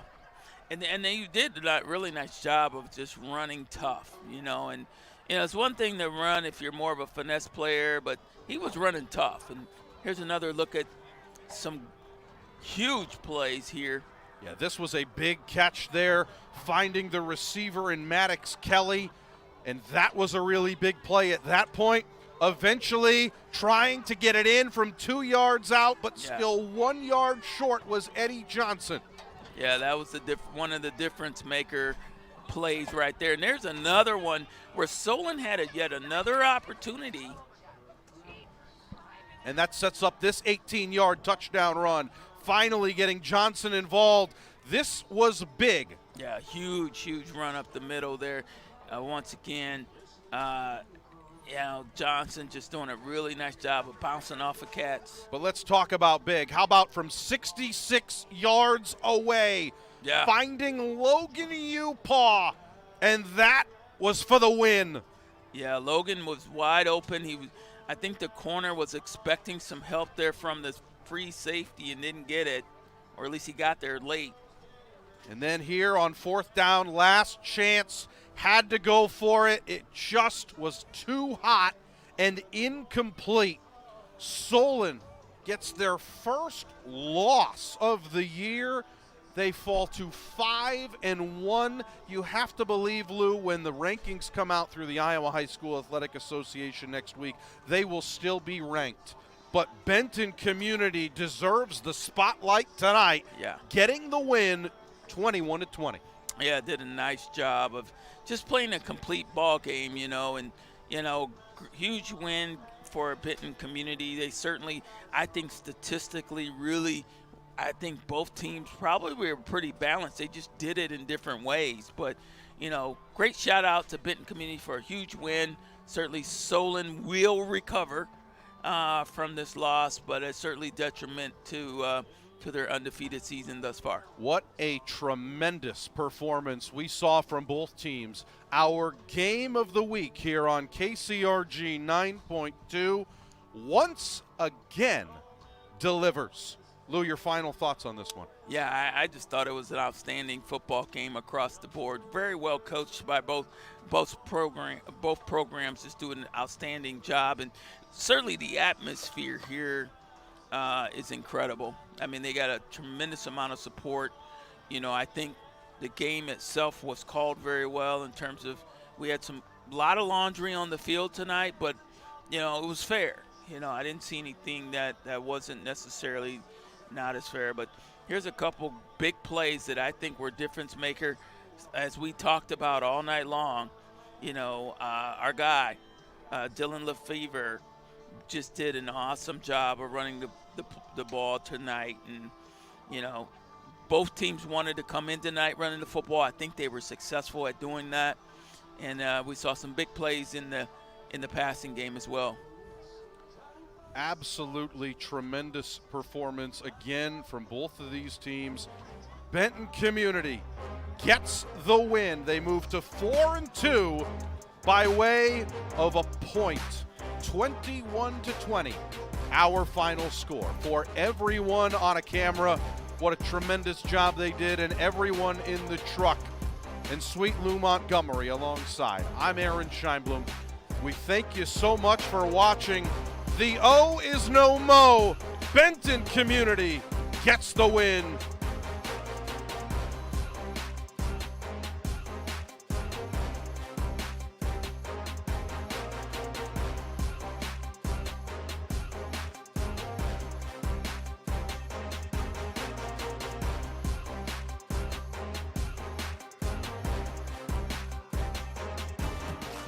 It's Friday Night Lights Live, proudly sponsored by Hometown Restyling,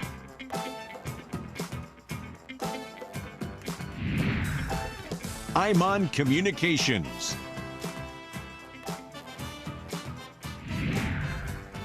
Tice Automotive,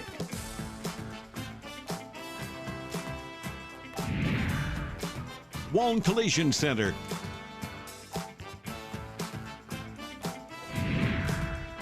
and Zine.